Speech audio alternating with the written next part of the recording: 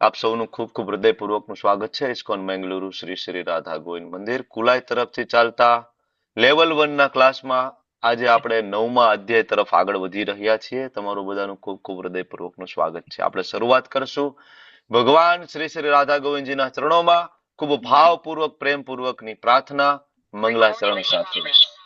તમે લોકો મારી સાથે તમારું માઇક બંધ કરીને મારી સાથે જોડાઓ હરે કૃષ્ણ પ્રભુ. ભગવાનને પ્રાર્થના હરે કરવા કૃષ્ણ માટે. પ્રભુજી. યસ વિશાલ પ્રભુ હરે કૃષ્ણ. ગીતા હા માતાજી હરે પ્રભુજી કૃષ્ણ. માતા કોષ્ટ આપજો ને માતાજી. હા યસ યસ ચાલો. ઓમ અજ્ઞાનતિમિરાંધસ્ય જ્ઞાનાંજન શલાકયા ચક્ષુરુન્મિલિतं યેન તસ્मै શ્રી ગુરુવે નમઃ. શ્રી ચૈતન્ય મનોભીષ્ટમ સ્થાપિतं યેન ભૂતલે સ્વયં રૂપ કદા મહ્યં દદાતિ સ્વપદાન્તિકમ વંદેહમ શ્રી ગુરો શ્રીયુતાપદકમલમ શ્રી ગુરુન વૈષ્ણવાંશ્ચ શ્રીરૂપમ સાગ્રજાતમ સહગણ રઘુનાથાન્વિતમ તમ સજીવમ સાદ્વૈતમ સાવધૂતમ પરિજન સહિતમ કૃષ્ણા ચૈતન્ય દેવમ શ્રી રાધા કૃષ્ણ પાદાન સહગણ લલિતા શ્રી વિશાખાન્વિતાંશ્ચ. હે કૃષ્ણા કરુણા સિંધો દીનબંધુ જગતપતે ગોપેશ ગોપિકા કાંત રાધા કાંત નમસ્તુતે.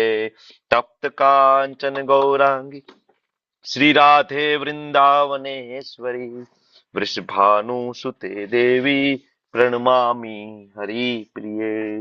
वाञ्छाकल्पतरुभ्यश्च कृपा सिन्धुभ्य एव च पतितानां पावनेभ्यो वैष्णवेभ्यो नमो नमः.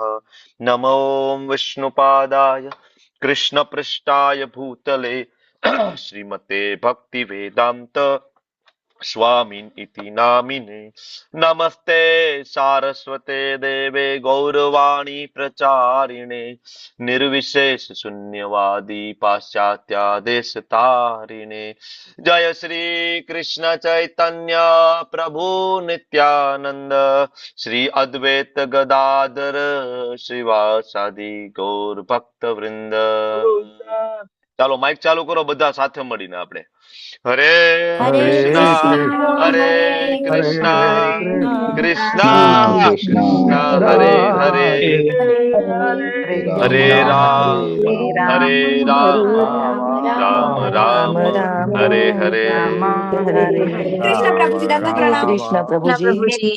હરે કૃષ્ણ. હરે કૃષ્ણ હા પ્રભુજી. સીમા માતાજી, ધ્રુતિ માતાજી, મીરા માતાજી, હરે કૃષ્ણ પ્રભુજી. હરે કૃષ્ણ પરેશ પ્રભુ, રાઠોડ કાજલ માતાજી, અર્ચના ગોહિલ માતાજી, છાયા જોશી માતાજી, આશા રાણા માતાજી, હરે કૃષ્ણ મીનાક્ષી માતાજી, શૈલેષ ભટ્ટ પ્રભુ, હરે કૃષ્ણ પ્રભુજી દંડવત પ્રણામ. ભાવના બેન હરે કૃષ્ણ વેલકમ. પટેલ મયુર પ્રભુ વેલકમ. હરે કૃષ્ણ. હરે કૃષ્ણ. નેત્રી માતાજી, મિત્તલ ખોખર માતાજી વેલકમ. આદ્યા માતાજી હરે કૃષ્ણ વેલકમ. સીમા માતાજી ખૂબ ખૂબ હૃદયપૂર્વક નું આપ સૌનું સ્વાગત છે. વેલકમ.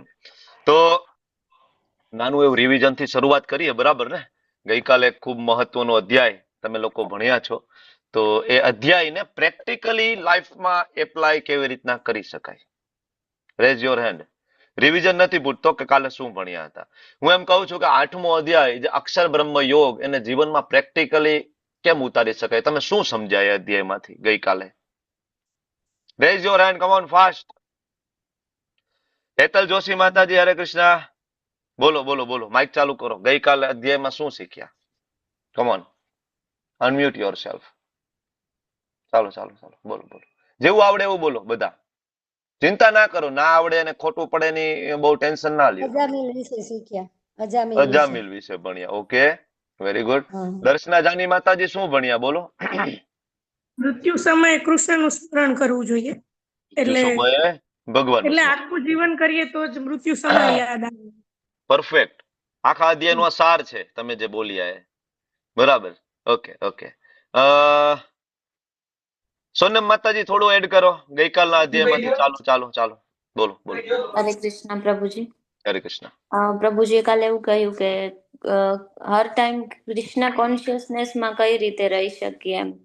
એટલે કઈ રીતે કૃષ્ણ કોન્શિયસનેસ ને આપણે લાઈફમાં લાવવું જરૂરી છે એના વિશે કહ્યું. હરી બોલ, ખૂબ સરસ. ઉર્વી દેસાઈ માતાજી, ઉર્વી માતાજી બોલો, થોડું બોલો ગઈકાલ વિશે થોડું કહો. કાલે શું ભણ્યા હતા ઉર્વી માતાજી? ઓકે. આશા માતાજી તમે માઇક ચાલુ કરો. આશા માતાજી થોડું ગઈકાલ વિશે રિવિઝન આપો. આશા માતાજી. ઘણી વાર આપણે સંકોચ થતો હોય હું બોલીશ ને મારું ખોટું પડશે તો શું ચિંતા કરવાની છે ભાઈ? અહીં કોણ આપણે બંદૂકે દઈ દેવાનું ખોટું પડે તો? બોલો આશા માતાજી બોલો. મારે કાલે મહેમાન હતા ને તો સરખું જોઈન નહીં થઈ શકી, વાત નહીં થઈ, સોરી. હા, ગેરહાજર હતા તમે. હવે હાજરી પુરવા વાળા છે ભાઈ, હાજરી પુરવા વાળા. ના હતી, ક્લાસ જોઈન કર્યા પણ સ્ટાર્ટ થયા ને એવા મહેમાન આવ્યા એટલે ના જોઈન થઈ શકી. ઓકે ઓકે કઈ ઓકે સમજી ના શકાય. ઓકે, મતલબ ધ્યાનપૂર્વક ક્લાસ એટેન્ડ ન થયો એવું થયું ને ગઈકાલે? હા. ઓકે, એનું રેકોર્ડિંગ જરૂર સાંભળજો. ડોક્ટર ભદ્રેશ પ્રભુ ગઈકાલે શું ભણ્યા? થોડુંક કઈક આપો. આપણે પ્રભુજી કાલના અધ્યાયમાં એ જાણ્યું કે આપણે જો મૃત્યુ સમયે ભગવાનને યાદ કરવાનું ધારીને અત્યારે આપણા ભૌતિક કાર્યમાં પડ્યા રહીશું, પછી છેલ્લે એમ વિચારશું કે ભગવાનને યાદ કરી લઈશું, તો એવી રીતે ભગવાન આપણને યાદ નહીં આવે. બરાબર છે. આપણે જીવન પર્યાત ભગવાનનું સ્મરણ કર્યું હશે, સેવા કરી હશે, તો જ લાસ્ટ ટાઈમે ભગવાન યાદ આવશે અને પરફેક્ટ તો જ વૈકુંઠ વાસ થશે. પરફેક્ટ. ખૂબ સરસ પ્રભુ. ચાલો હું તમને એક નાની એવી ટૂર કરાવું ગઈકાલના અધ્યાયની. સિમ્પલ. બરાબર. મારી પાસે પ્રેક્ટિકલ 4 મુદ્દા છે ગઈકાલના જેને તમે જીવનમાં ઉતારી શકશો. ઓકે, તો રાઇટ ડાઉન. 8મો અધ્યાય જે હતો ને એને અમારા આચાર્ય શ્રી પ્રભુપાદજી બરાબર એને મેન્યુઅલ કહે છે. શેનું? તો કે ડેથ. બરાબર, ફાઇનલ એક્ઝામનું. 8મો અધ્યાય છે a manual for the final exam. તમને એમ થાય કે ભાઈ પ્રભુજી બધી એક્ઝામ તો આપી દીધી પણ એક એક્ઝામ બાકી છે. કઈ એક્ઝામ બાકી છે? કઈ એક્ઝામ બાકી છે? મૃત્યુ. ડેથ. સનાતન છે ને આ ક્લાસમાં કોઈ એવું છે કે ભાઈ અમર હોય? તો એના માટે આ ચર્ચા નથી. એનીબડી અમર? હાથ ઊંચો કરે. નામ નહીં, અમર હું કહું છું કે કોઈ દી મરવાના ન હોય એવું કોઈ છે? તો એના માટે આ ક્લાસ નથી. એનીબડી? કોઈ નથી. મતલબ બધાને ખબર છે મરવાનું કન્ફર્મ છે? પ્રભુજી આવી શું કામ અશુભ વાતો કરો છો? હા, પણ મરવું શાશ્વત છે. This is the part of life. જેદીથી આપણે સ્વીકારતા થઈશું ને તો ઘણા બધા ટેન્શન ડિપ્રેશન માંથી આપણે બહાર નીકળી જઈશું. This is the part of life. Death is part of life. Okay, તો પેલું તમે જે 6થો શ્લોક ભણ્યા ગઈકાલે બરાબર, તો એ ફાઇનલ એક્ઝામ પ્રિન્સિપલ છે. 6થો શ્લોક. યમ યમ વાપી સ્મરણ ભાવમ ત્યજંતે કલેવરમ તમ તમે વેતિ કોંતે સદા તદ ભાવ ભાવિત. તો અમારા આચાર્ય શ્રી પ્રભુપાદજી કહે છે કે મૃત્યુ સમયે ભગવાનનું નામ એક્સિડેન્ટલી જીભ ઉપર નહીં આવી જાય. That is impossible. તમે મારા કરતા પણ આ ઘણા બધા મોટી ઉંમરના છો. તમે આપણા સગામાંથી અમુક વડીલો અને બીજા સગાવાલાના પણ મૃત્યુ તમે તમારી સામે જોયા હશે.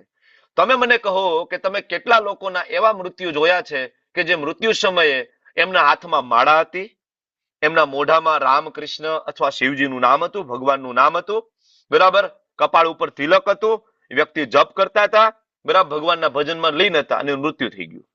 આવા કેટલા ડેથ જોયા છે તમે? આશા માતાજી? ભદ્રેશ પ્રભુ એકે નહીં. આશા માતાજી તમે જોયા છે? હા, મારા ફ્રેન્ડ ના સાસુ હતા ને એ શિવ ભગવાન ના ભક્ત હતા. એ એક મૃત્યુ છેલ્લે આવું સુધી હા ભગવાનનું નામ લેતા હતા. બરાબર, છેલ્લે પણ હા આ રેશિયો છે ઇટ ઇઝ રેરેસ્ટ. બરાબર, અમે એને ભદ્રેશ પ્રભુના બીજા જેટલા ડોક્ટર છે અમે કોવિડમાં હોસ્પિટલમાં ડ્યુટી આપી છે. અમારી સામે લાશોના ઢગલા હતા કોવિડ સમયે. બરાબર ને પ્રભુ? લાશોના ઢગલા હતા. અમે એક સિંગલ પેશન્ટ એવું નથી જોયું કે જે મૃત્યુથી ડરતું ના હોય અને એના મુખમાં ભગવાન રામ અને કૃષ્ણનું નામ હોય અને હાથમાં માળા હોય. નોટ અ સિંગલ પેશન્ટ નથી જોયું અમે. બરાબર, બધા એક જ વસ્તુની ભીખ માંગી રહ્યા હતા કે કાંઈક કરો અને અમને બચાવી લો, કાંઈક કરો અને અમને બચાવી લો, અમને ઓક્સિજન આપો. બધા રિલેટિવ્સ બધા ઓક્સિજનના સિલિન્ડર લઈને દોડતા હતા. બ્લેકમાં વેચાતું હતું, ખબર છે ને તમને? બરાબર. તો ઇટ ઇઝ વેરી રેર. બરાબર. આ જન્મમાં મહાન આચાર્યો, સંતો, સાધુના આશીર્વાદ મળ્યા હોય અને આખી જિંદગી પ્રેક્ટિસ કરી હોય ને તો થશે. તો આપણને એમ થાય કે આ જીવન છે એ ખાવા પીવાની મજા માટે છે. નહીં. લેસન શું છે ગઈકાલના અધ્યાયનું? Life is a preparation. આ જિંદગી છે ને એકચ્યુઅલી મૃત્યુ માટેની તૈયારી છે. જસ્ટ એઝ અ સ્ટુડન્ટ, જેવી રીતના 10માનો વિદ્યાર્થી, 12માનો વિદ્યાર્થી આખું વર્ષ ભણે, ખૂબ મહેનત કરે અને છેલ્લે 3 કલાકમાં એને બધું આપી દેવાનું હોય છે, આખા વર્ષનો સાર પેપરની અંદર. એમ આખી જિંદગી આપણે જે જીવશું ને એ છેલ્લી ક્ષણે આપણે આપી દેવાનું છે પેપરમાં. બરાબર. મૃત્યુ સમયે બરાબર ભગવાન યાદ આવવા એ એક્સિડેન્ટલ પ્રોસેસ નથી. આપણને એમ થશે કે ના નહીં તો છેલ્લે જોયું જશે. નો, ધીસ ઇઝ નોટ પોસિબલ. અને બીજું તો હવે શું, ઘર બાર બધું છોડી અને ભગવાનના નામમાં લાગી જઈએ? બરાબર. તો ભગવાન એક પ્રેક્ટિકલ શ્લોક આપ્યો. કયો? 8.7. 8.7.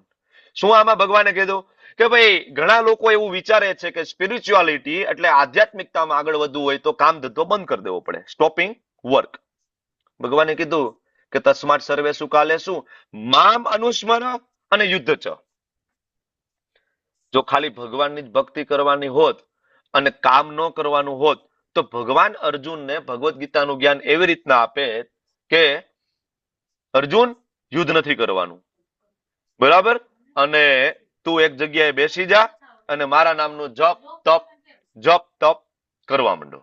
ભગવદ્ ગીતા વાંચો, કોઈ કામ ધંધો કોઈ બિઝનેસ કઈ કરવાનું નથી. પણ ભગવદ્ ગીતામાં આવો કોઈ એકેય શ્લોક છે? એનીબડી? એકેય શ્લોક આવો મળ્યો કે જેમાં ભગવાને અર્જુનને એમ કીધું કે અર્જુન છોડી દો બધું? તમે છેલ્લે સુધી ભગવદ્ ગીતા જયારે વાંચો છો ત્યારે તમને ખબર પડે છે કે ભગવાન એક જ વસ્તુ અર્જુનને કહે છે કે અર્જુન યુદ્ધ તો કરવું પડશે. બરાબર. તારું, તું ક્ષત્રિય છો, ક્ષત્રિયનો ધર્મ છે યુદ્ધ કરવું. આપણે ક્ષત્રિય છીએ, બરાબર, તો આપણું કર્મ યુદ્ધ કરવું. આપણે બ્રાહ્મણ છીએ તો આપણું કર્મ છે વેદો ઉપનિષદોનું જ્ઞાનનું પ્રસારિત કરવો. આપણે વૈશ્ય છીએ, આપણે બિઝનેસ કરી રહ્યા છીએ, વી આર વૈશ્ય. આપણે જોબ કરી રહ્યા છીએ તો આપણો ધર્મ છે જોબ કરવું. બરાબર. પણ એની પહેલા શું કરવાનું છે? એટલા શ્લોકને બરાબર વાંચો. પહેલા કરવાનું છે મામ અનુસ્મર અને પછી કરવાનું છે યુદ્ધ. હવે અહીંયા યુદ્ધ, અર્જુન માટે જે યુદ્ધ હતું ને એ કુરુક્ષેત્રની યુદ્ધ ભૂમિ ઉપર હતું. અને તમારા ને મારા માટે જે યુદ્ધ છે ને એ આપણા જોબ ઉપર.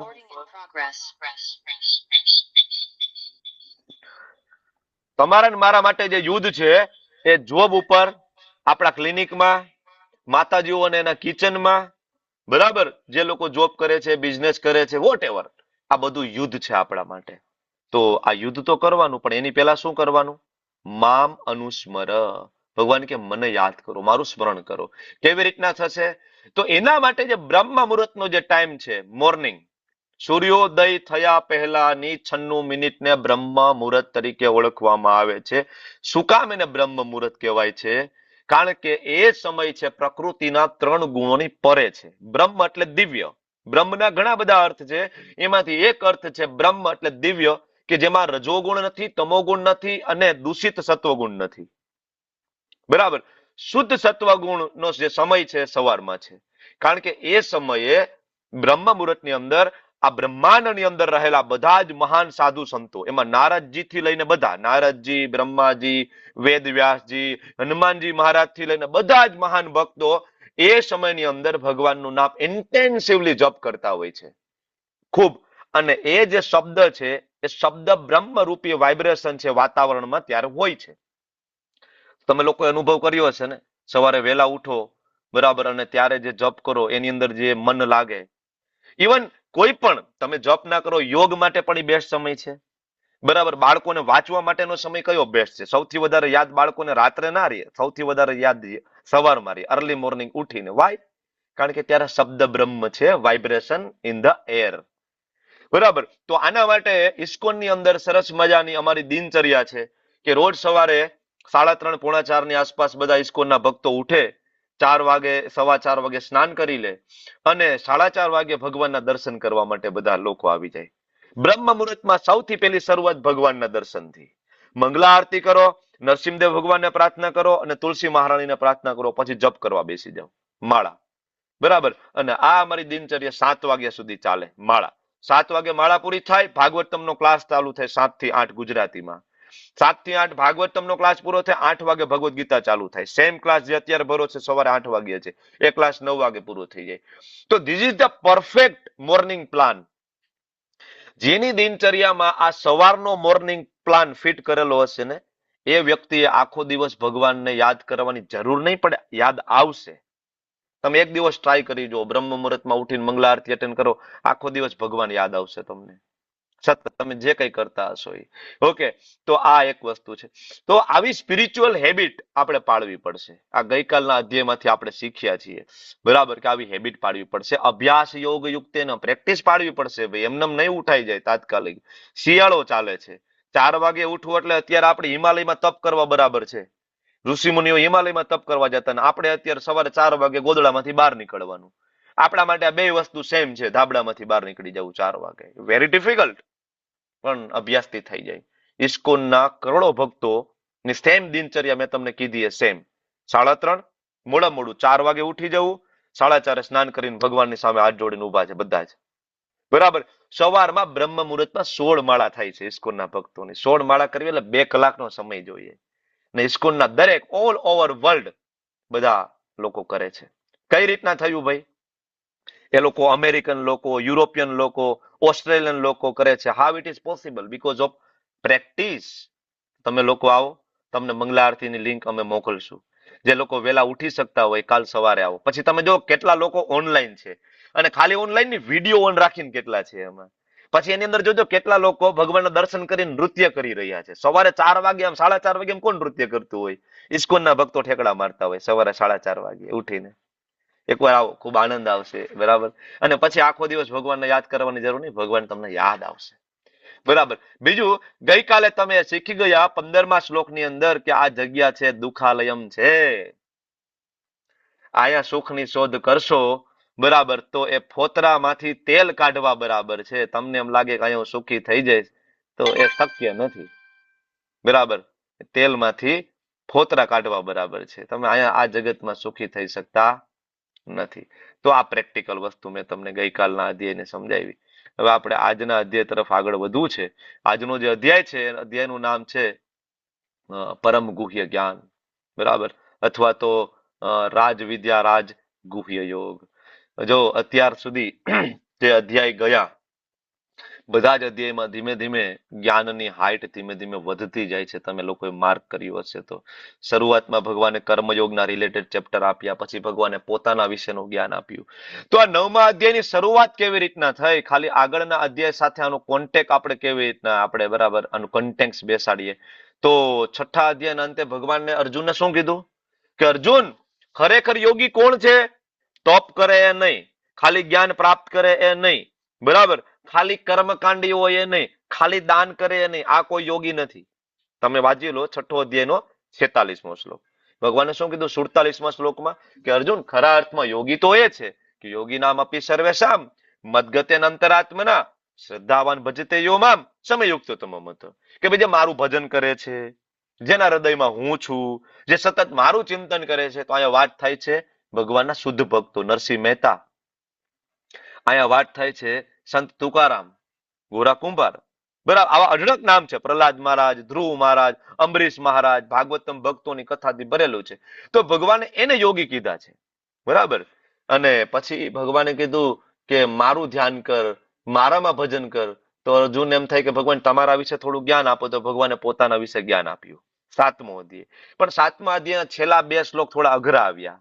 બ્રહ્મ એટલે શું, અધ્યાત્મ એટલે શું, અધિયજ્ઞ એટલે શું, આ બધા પ્રશ્ન હતા ને. એટલે અર્જુને વચ્ચે 1 મિનિટ, ભગવાન 1 મિનિટ બ્રેક મૂકો તમારા જ્ઞાન ઉપર, મને આ 2 શ્લોક પહેલા સમજાવી દો. એટલે અર્જુનની 2 શ્લોક ગઈકાલે થામે મૂકી દીધા ભગવાનની. તો 8મો અધ્યાયની શરૂઆત થઈ ગઈ. 8મો અધ્યાય આખો ભગવાને આપ્યો, અને 8મા અધ્યાયના છેલ્લા શ્લોકમાં ફરીથી ભગવાને કીધું કે અર્જુન ભક્તિ કરો. બરાબર. એટલે ભગવાન આ 9મા અધ્યાયમાં પાછા મેન ટ્રેક ઉપર આવી ગયા. અને હવે ભગવાન પેલા શ્લોકની અંદર કહે છે કે ભક્તિ કોણ કરી શકશે, બરાબર, કોણ કરી શકશે ભક્તિ? તો ઇદમ તુ તે ગુહ્યતમ પ્રવક્ષ્યામિ અનસૂયવે જ્ઞાનમ વિજ્ઞાન સહિતમ યજ્ઞાત્વા મોક્ષસે શુભાત. હે પ્રિય અર્જુન, તું કદાપી મારી ઈર્ષા કરતો નથી. આ શ્લોક બહુ મહત્વનો છે. તમારો એક પ્રશ્ન હંમેશા આપણા બધાનો રહે છે કે હું અહીંયા શું કામ હેરાન થાવ છું? એ પ્રશ્નનો જવાબ આ શ્લોકમાં છે, બરાબર. ભગવાન કહે છે તું મારી ઈર્ષા નથી કરતો, તેથી તને હું પરમ ગુહ્ય જ્ઞાન આપીશ. કેવું જ્ઞાન? ગુહ્યતમમ, ઉપર, સૌથી ઉપર. અને આ જ્ઞાન અને સાક્ષાત્કાર વિશે તું જાણીશ, બરાબર. તો તું ભૌતિક અસ્તિત્વ એટલે કે આ પંચમહાભૂતના શરીરમાંથી, એની સાથે જોડાયેલા દુઃખોમાંથી, એની સાથે જોડાયેલા ફેક સુખોમાંથી તું બહાર નીકળી જઈશ અને મુક્ત થઈ જઈશ. મોક્ષ છે, મોક્ષ, મુક્તિ, ભગવાનના ધામમાં એન્ટ્રી. એક શ્લોકની અંદર ભગવાન અર્જુનને કહે છે કે ભાઈ આ જ્ઞાન તું જાણ. તો ભગવદ્ ગીતાની અંદર 3 ગુપ્ત જ્ઞાન છે. કયા કયા? એનીબડી? કોઈ કહેશે ભગવદ્ ગીતાના 3 રહસ્ય? આજ સુધી તમે કે સાંભળ્યા નહીં હોય, હું તમને સમજાવું છું. કોઈ કહેશે ભાઈ ભગવદ્ ગીતાના 3 મુખ્ય રહસ્ય? એનીબડી? ચાલો.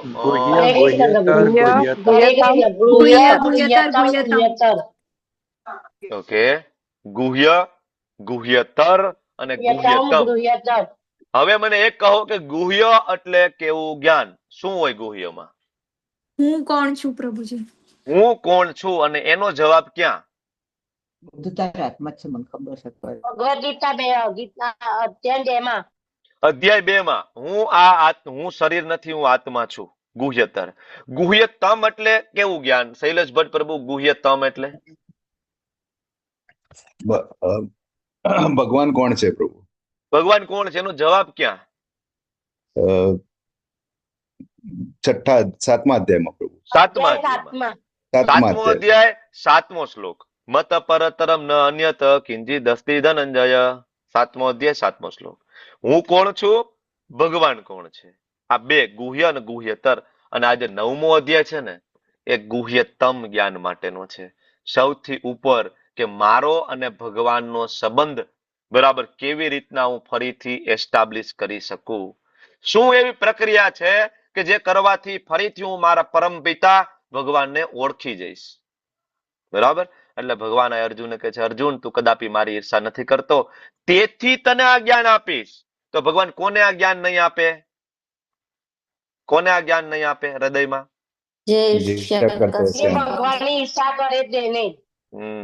કૃષ્ણ શું કામ ભગવાન છે? બરાબર. અમારા એક જ ભગવાન.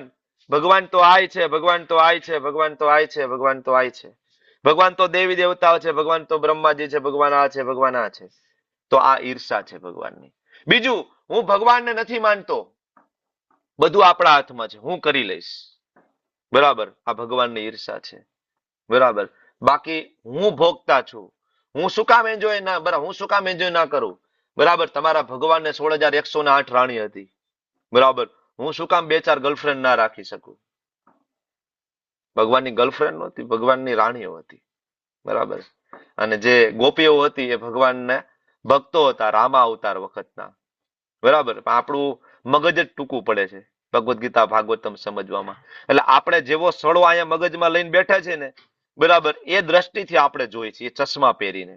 પણ આપણે એ ચશ્મા કાઢી નાખવાના છે અને આપણને જે આચાર્ય જે જ્ઞાન આપે ને, એ ચશ્મા પહેરીને જયારે ભગવદ્ ગીતા ભાગવતમ સાંભળો છો ત્યારે ખબર પડશે કે શું કૃષ્ણ લીલા છે, શું ભગવાનની લીલા છે.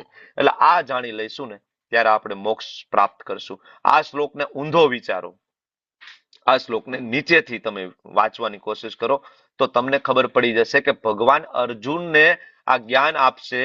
કારણ કે ભગવાન અર્જુન ઈર્ષા નથી કરતો, તો અર્જુન ભગવત ધામ વહી જશે. ક્યાં જશે?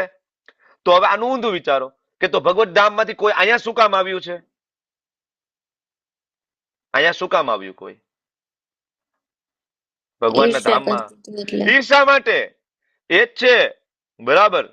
ઈર્ષા કરવા માટે, ઈર્ષા કરવાથી આપણે અહીંયા આવ્યા છીએ. જેમ કે કોઈ એક વ્યક્તિ ચોરી કરીને જેલમાં જાય, સમજો, કોઈ એક વ્યક્તિ ચોરી કરીને જેલમાં ગયો, બરાબર.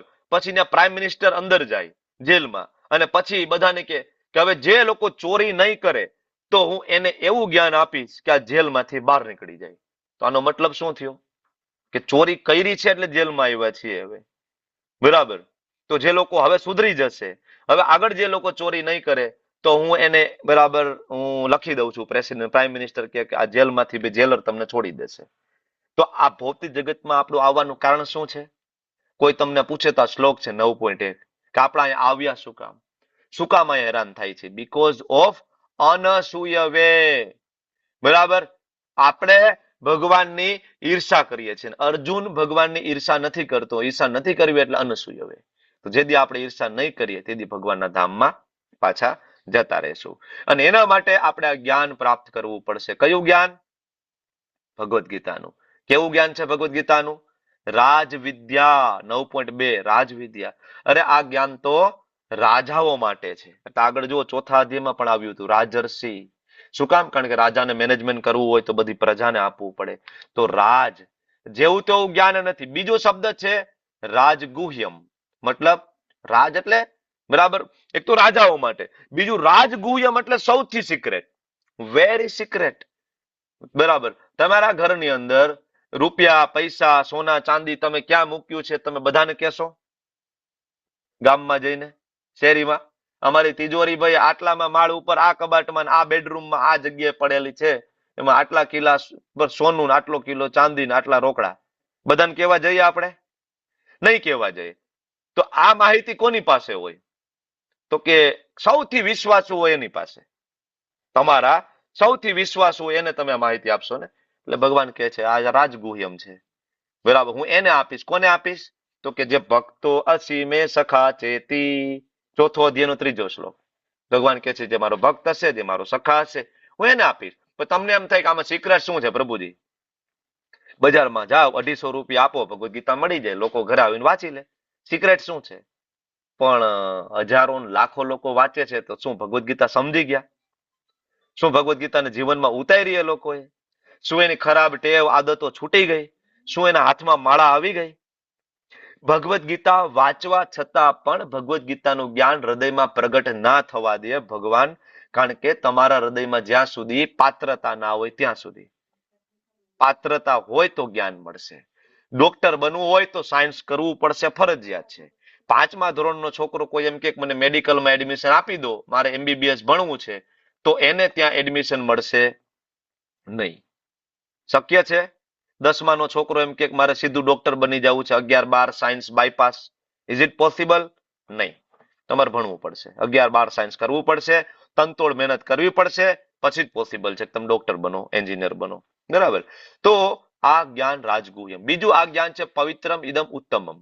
આ જ્ઞાન છે સૌથી પવિત્ર છે ભગવદ્ ગીતાનું, અને ઉત્તમમ એટલે સૌથી ઉત્તમ છે. આનાથી ઉપર કાંઈ નથી. ભગવદ્ ગીતા એ સંપૂર્ણ વૈદિક સાહિત્યનો સાર છે. આપણે પહેલા દિવસે જયારે ભણ્યા ત્યારે આપણને શ્રીપાદ શંકરાચાર્યજીએ પણ આ કહ્યું હતું. બરાબર. અને સ્વયં ભગવાન પણ કહે છે પવિત્રમ ઇદમ ઉત્તમમ. જેવો વ્યક્તિ આ જ્ઞાનના સંપર્કમાં આવે છે એના હૃદયમાંથી બધી ખરાબ આદતો, ટેવ ધીમે ધીમે નીકળી જાય છે. પણ શરત એટલી છે કે અનસૂય હોવો જોઈએ, ભક્ત હોવો જોઈએ, અને ભગવાનને પોતાના મિત્ર માનતો હોય ને પોતે ભગવાનનો મિત્ર બનવા માંગતો હોવો જોઈએ, તો નહીતર નહીં. બરાબર. અને આગળ ભગવાન કહે છે પ્રત્યક્ષાવગમ ધર્મ્યમ. મતલબ તમારો ખરેખર જે ધર્મ છે આપણા શરીર નથી, આપણે આત્મા છીએ. આપણે શું છે? આત્મા. અને આત્માનો જે ધર્મ છે એ તમારી સામે પ્રગટ કરશે. આપણે શરીરના અલગ અલગ ધર્મો લઈને બેઠા છીએ. શરીરના ધર્મ શું? તો કે હું હિન્દુ છું, હું મુસ્લિમ છું, હું શીખ છું, હું ઈસાઈ છું, હું ભારતીય છું, હું અમેરિકન છું. બરાબર. આ બધા તો શરીરના સંબંધો છે. હું પટેલ છું, હું કુંભાર છું, બરાબર, હું બ્રાહ્મણ છું, હું ક્ષત્રિય છું, હું વૈશ્ય છું, હું શુદ્ર છું, હું હરિજન છું, તો મારા આ ધર્મ. પણ બધા શરીરના ધર્મ છે. અને આ શરીર તો કોસ્ચ્યુમ છે. આ તમારી પાસે આ કોસ્ચ્યુમ લઈ લેવામાં આવશે, નવું તમને આ કોસ્ચ્યુમ આપવામાં આવશે. બરાબર ને? મૃત્યુ એટલે શું છે? મૃત્યુ એટલે આત્માનું એક શરીર છોડીને બીજા શરીરમાં એન્ટ્રી થવી, આ મૃત્યુ છે. બરાબર. તો આ ધર્મ તમને સમજાવશે, આત્માનો ધર્મ સમજાવશે ભગવદ્ ગીતા. શરીરના ધર્મ વિશે ભગવદ્ ગીતા અને ભાગવતમની અંદર કોઈ ચર્ચા નથી. શરીરના ધર્મ એટલે એને કૈટવ ધર્મ કીધા છે. છલ, છેતરામણી, ભાગવતમની અંદર સ્વયં વેદવ્યાસજી લખે છે. ઓકે, તો આ ધર્મ તમને બતાવશે. અને બીજું એ ધર્મ છે ભક્તિ ભગવાનની. અને કેવી છે? સુસુખમ. બરાબર, ઈઝી છે, તમે બધા કરી શકો છો. બરાબર. હવે અહીંયા હું તમને એમ કહું કે ભાઈ અષ્ટાંગ યોગની આપણે પ્રેક્ટિસ કરવી છે, અને હું એક બસ બાંધું છું, અને આપણે બધા હિમાલય જવાનું છે ભાઈ, અને અષ્ટાંગ યોગ આપણે અષ્ટાંગ યોગ કરશું, પદ્માસનમાં બેસવાનું છે. બરાબર. અને આપણે ત્યાં કરશું તપ. કોઈ છે ભાઈ આમાં હિમાલય આવવા માટે અત્યારે? એનીબડી? ટિકિટ મારા તરફથી. અષ્ટાંગ યોગની સાધના કરવાની છે, એક પગે ઊભું રહેવાનું છે 15 દિવસ. કોઈ છે ભાઈ? વિરલો? નો. મતલબ પ્રેક્ટિકલી સુસુખમ નથી. બરાબર. જ્ઞાન યોગમાં આગળ વધીએ આપણે. હું તમને બધાને એમ કહું, બીજી એક બસ બાંધીએ છીએ ભાઈ. કાશી જવું છે, કાશી, બનારસ, અને ત્યાં આપણે પાણીનીનું ગ્રામર ભણશું, પેલા સંસ્કૃત. બરાબર. અને પછી વેદો, ઉપનિષદો, વેદાંત સૂત્ર ભણશું, અને એના શ્લોકો ભણશું. કેટલા વિરલા છે ભાઈ? 12 વર્ષ ખાલી પાણીનીનું ગ્રામર ભણતા થાય, પછી વેદ વાંચશું. પાણીનીનું ગ્રામર ભણતા ખાલી 12 વર્ષ થાય છે ભાઈ. કોઈ ટિકિટ આપણા તરફથી, ઇસ્કોન મેંગલુરુ તરફથી કાશી બનારસ સંસ્કૃતનું જ્ઞાન લેવા જવું છે. પ્રભુજી એક શ્લોક યાદ નથી રહેતો. બરાબર. એના માટે અઠવાડિયું. નો બડી. પ્રેક્ટિકલી પોસિબલ નથી. બુદ્ધિની એક ક્ષમતા જ નથી આપણી. બરાબર.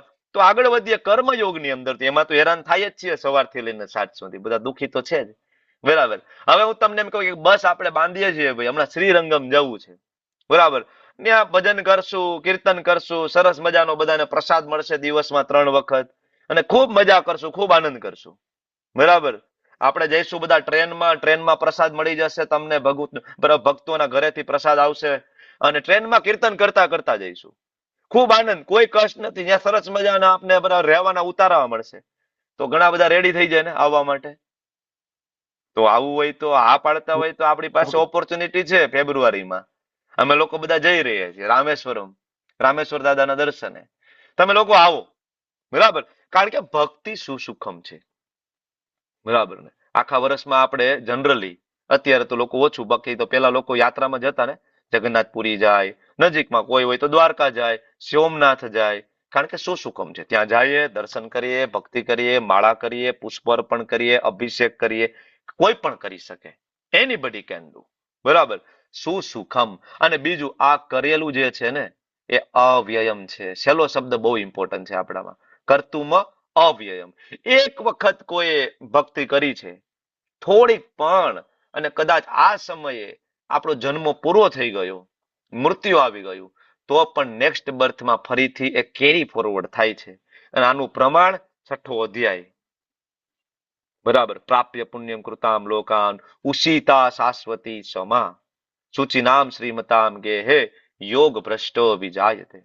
શ્લોક છે ને, ભગવાન ગેરંટી આપે છે કે આવી આવી જગ્યાએ હું બર્થ આપીશ. ઓકે, તો થોડોક પ્રયત્ન કરો.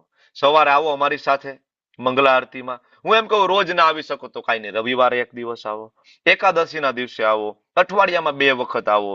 બરાબર. 4:30 વાગે ના ઉઠી શકો તો 5 વાગે આવો, 5 વાગે ના ઉઠી શકો તો 6 વાગે આવો, 6 વાગે ઉઠી ના શકો તો 6:30 વાગે આવો. અમે બધા ત્યાં જપ કરતા હોય છે 7 વાગ્યા સુધી. બરાબર. તમે આવો, તમારી માળા લઈ લો, આપણે બધા સાથે મળીને જપ કરશું. તમને આનંદ થશે, લોકોનું એસોસિએશન મળશે. તમને લાગશે કે કેટલા બધા લોકો, 400 લોકો હોય છે મંગલા આરતીમાં સવારે. 400 લોકો. બરાબર. વિડીયો ઓન રાખીને આપણા ગુજરાતીઓ લગભગ 70-80 તો આપણા ગુજરાતીઓ હોય છે. તમને આનંદ આવશે. સુખમ છે. અને પ્રભુજી 500 હોય છે. 500 જો શરદ પ્રભુ કહે છે 500. બરાબર. 500 લોકો સવારમાં હોય છે.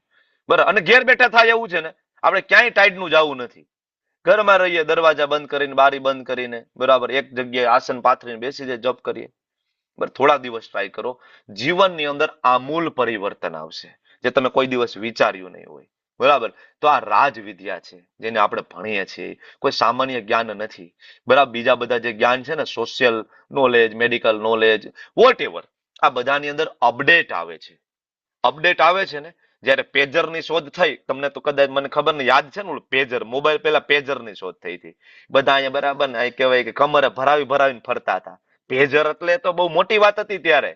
પેજર પછી મોબાઈલની શોધ થઈ. મોબાઈલમાં પેલા કેવો આવ્યો? સ્વિચું વાળો. પેલા તો ઓલો મોટો બધો ડબલું આવ્યું હતું. પછી ઓલો બરાબર નોકિયાનો 3310, માથામાં મારો તો માથું ફૂટી જાય, મોબાઈલ ન ફૂટે. આજ જેવા મોબાઈલ નહોતા પેલા કે નીચે પડે તો ડિસ્પ્લે ગઈ. એમાં ડિસ્પ્લે જાય જ નહીં, તમે 10મા માળેથી ફેંકો તો નોખું થઈ જાય બધું, પાછું ભેગું કરી દો, બેટરી ઠેકાણે બધું ભરાવી દો, પાછું ચાલુ. બરાબર. તો ત્યારે જે વૈજ્ઞાનિકે શોધ કરી હશે એને તો એમ જ હશે ને કે અલ્ટિમેટ નોકિયા 3310 ની શોધ આપણે કરી દીધી છે. થોડાક દિવસ થયા ને ત્યાં એમાં આઉટડેટેડ થઈ ગયો. બરાબર ને? પછી ધીમે ધીમે ઓલી કેટલી બધી સ્વિચ વાળા મોબાઈલ આવ્યા હતા ખબર તમને? ABCD વાળા, મને યાદ નથી, મલ્ટી કીપેડ. બરાબર, કોઈ કંપનીએ લોન્ચ કર્યા હતા. તો બધાને એમ થયું આ ક્વાલિટી કીપેડ, તો બધાને એમ થયું ઓહો ભાઈ આ હોય તો મારી પાસે. બરાબર. પછી આઉટડેટેડ થઈ ગયા. પછી નીચે 3 સ્વિચ વાળા આવતા, ખબર છે? ટચ સ્ક્રીનમાં પેલા નીચે 3 સ્વિચો આવતી. બરાબર. પછી સિંગલ સ્વિચ વાળો આવી ગયો, ખબર છે? એપલ વાળાએ વચ્ચે નીચે સિંગલ સ્વિચ આપી હતી. અને અત્યારે નો સ્વિચ કમ્પ્લીટલી. તો જયારે પેલી શોધ થઈ હશે નોકિયા વાળા એમ જ હશે ને કે અમારા જેવું કોઈ નહીં, પૂરું થઈ ગયું, ફિનિશ. થોડાક દિવસમાં અપડેટ. તો ભૌતિક જગતનું દરેક જ્ઞાન છે એ આઉટડેટેડ થોડાક દિવસમાં થઈ જાય. આઉટડેટેડ. બરાબર ને? પણ આધ્યાત્મિક જ્ઞાન એવું નથી. ભૌતિક જ્ઞાન કેવું છે ખબર છે? આપણો સિલેબસ ની તમને વાત કરું, આપણને જે ભણાવવામાં આપણો સિલેબસ કેવી રીતના બને આપણું જ્ઞાન, તો કે ભાઈ એક મોટા બોક્સ ની અંદર કબૂતર ભરેલા છે, એમાંથી એક બરાબર વૈજ્ઞાનિક કબૂતર કાઢે છે. પેલું કબૂતર કાઢ્યું સફેદ કલરનું, બીજું કબૂતર કાઢ્યું સફેદ કલરનું. તો બધાને શું કે NCERT માં સિલેબસ લખી નાખો કબૂતર સફેદ કલરના હોય. આપણે બધા ભણી લીધું સફેદ કલરના. પછી કબૂતર કાઢતા હતા, પછી કાળું નીકળ્યું, એટલે આ તો કાળું હોય છે. પછી એક સફેદ એક કાળું. તો કે ભાઈ સિલેબસ ચેન્જ, કબૂતર કાળા કલરના હોય ને સફેદ કલરના હોય, બાળકોને ભણાવો. બરાબર. એમ કરતા કરતા ચાલતું તો લાલ કલરનું નીકળ્યું કબૂતર. તો કે ભાઈ સિલેબસ ચેન્જ, કબૂતર ક્યારેક ક્યારેક લાલ કલરના પણ હોય છે. આ ભૌતિક જ્ઞાન છે. આવું બધી જગ્યાએ થાય છે. કોરોના આવ્યો ને ત્યારે રેમડેસિવિર નામની એક વેક્સિન હતી કોરોનાની. રેમડેસિવિર બરાબર, અમારા ભદ્રેશ પ્રભુને ખબર હશે. લોકો લાઈનમાં ઉભા હતા 10,000 રૂપિયા દેવા માટે. બરાબર ને? 10,000 રૂપિયા દેવા માટે. અને જેવું કોવિડ વેવ બરાબર ગયું ને તો WHO ઘોષણા કરી કે આનું કોઈ ખાસ ઇફેક્ટિવ નહોતી કોરોનામાં. એટલું બધું ઇફેક્ટ નહોતી. જે વેક્સિન લેવા માટે આપણે આખી રાત ઉભા હતા. અને પછી સાયન્સ શું કહે છે? ઠીક છે, બહુ ઇફેક્ટિવ નહોતી રેમડેસિવિર. આ ભૌતિક જ્ઞાન. પણ આજ સુધી આધ્યાત્મિક જ્ઞાન, ગીતાના 700 શ્લોક છે તો કોઈ એવું નથી કીધું આજ સુધી. આદિ શંકરાચાર્યજી આવ્યા તેને 2800 વર્ષ લગભગ થઈ ગયા, ત્યારે આ 700 શ્લોકો હતા. આજે 700 શ્લોકો છે, પણ કોઈ વિરલો એવો નથી કે એમાંથી એમ કહી શકે કે આ 700 માંથી 2 ઘટાડી નાખીએ. જરૂર નથી અત્યારે. કે કોઈ એવો બરાબર આચાર્ય કે એવા કોઈ સંત આજ સુધી પ્રગટ નથી થયા કે નહીં 700 માં બીજા 5 એડ કરો. નહીં, પેલા 700, આજે 700, આગળ 700. No need અપડેટેશન.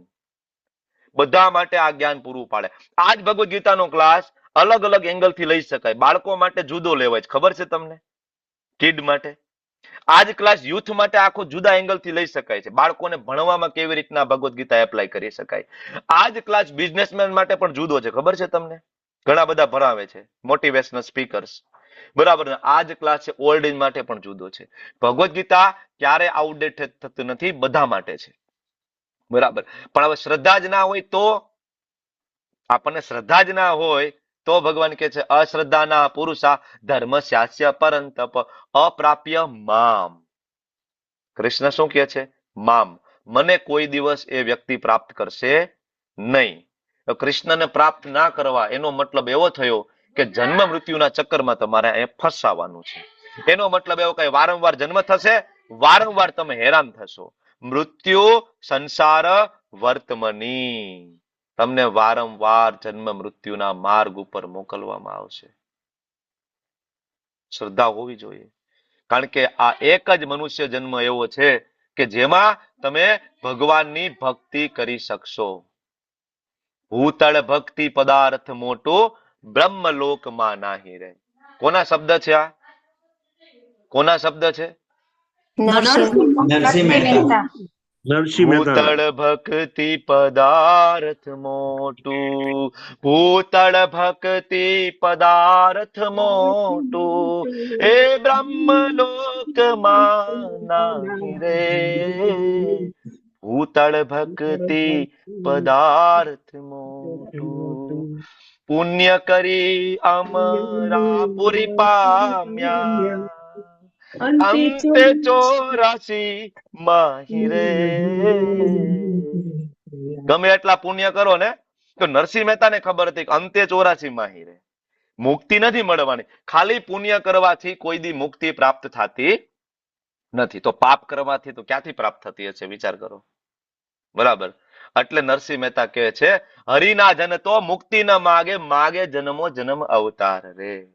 નિત સેવા નિત કીર્તન ઓછવ, નિરખવા નંદ કુમાર રે.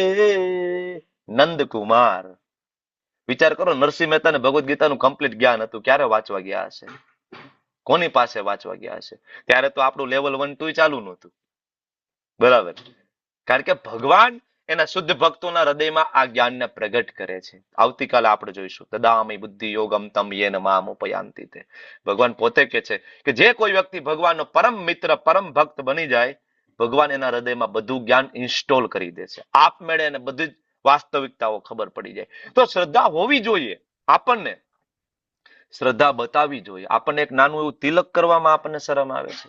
આપણે તિલક નહીં કરીએ, આપણું બાળક કેવી રીતના તિલક કરશે? આપણે શીખા નહીં રાખીએ, કેવી રીતના બાળક શીખા રાખશે? શરમ આવશે ને. બરાબર. પણ એના પપ્પાએ રાખી હશે તો બાળક શીખા રાખીને સ્કૂલે જશે બધાની વચ્ચે. ખાલી કહેવાના સનાતનીનો શું મતલબ છે?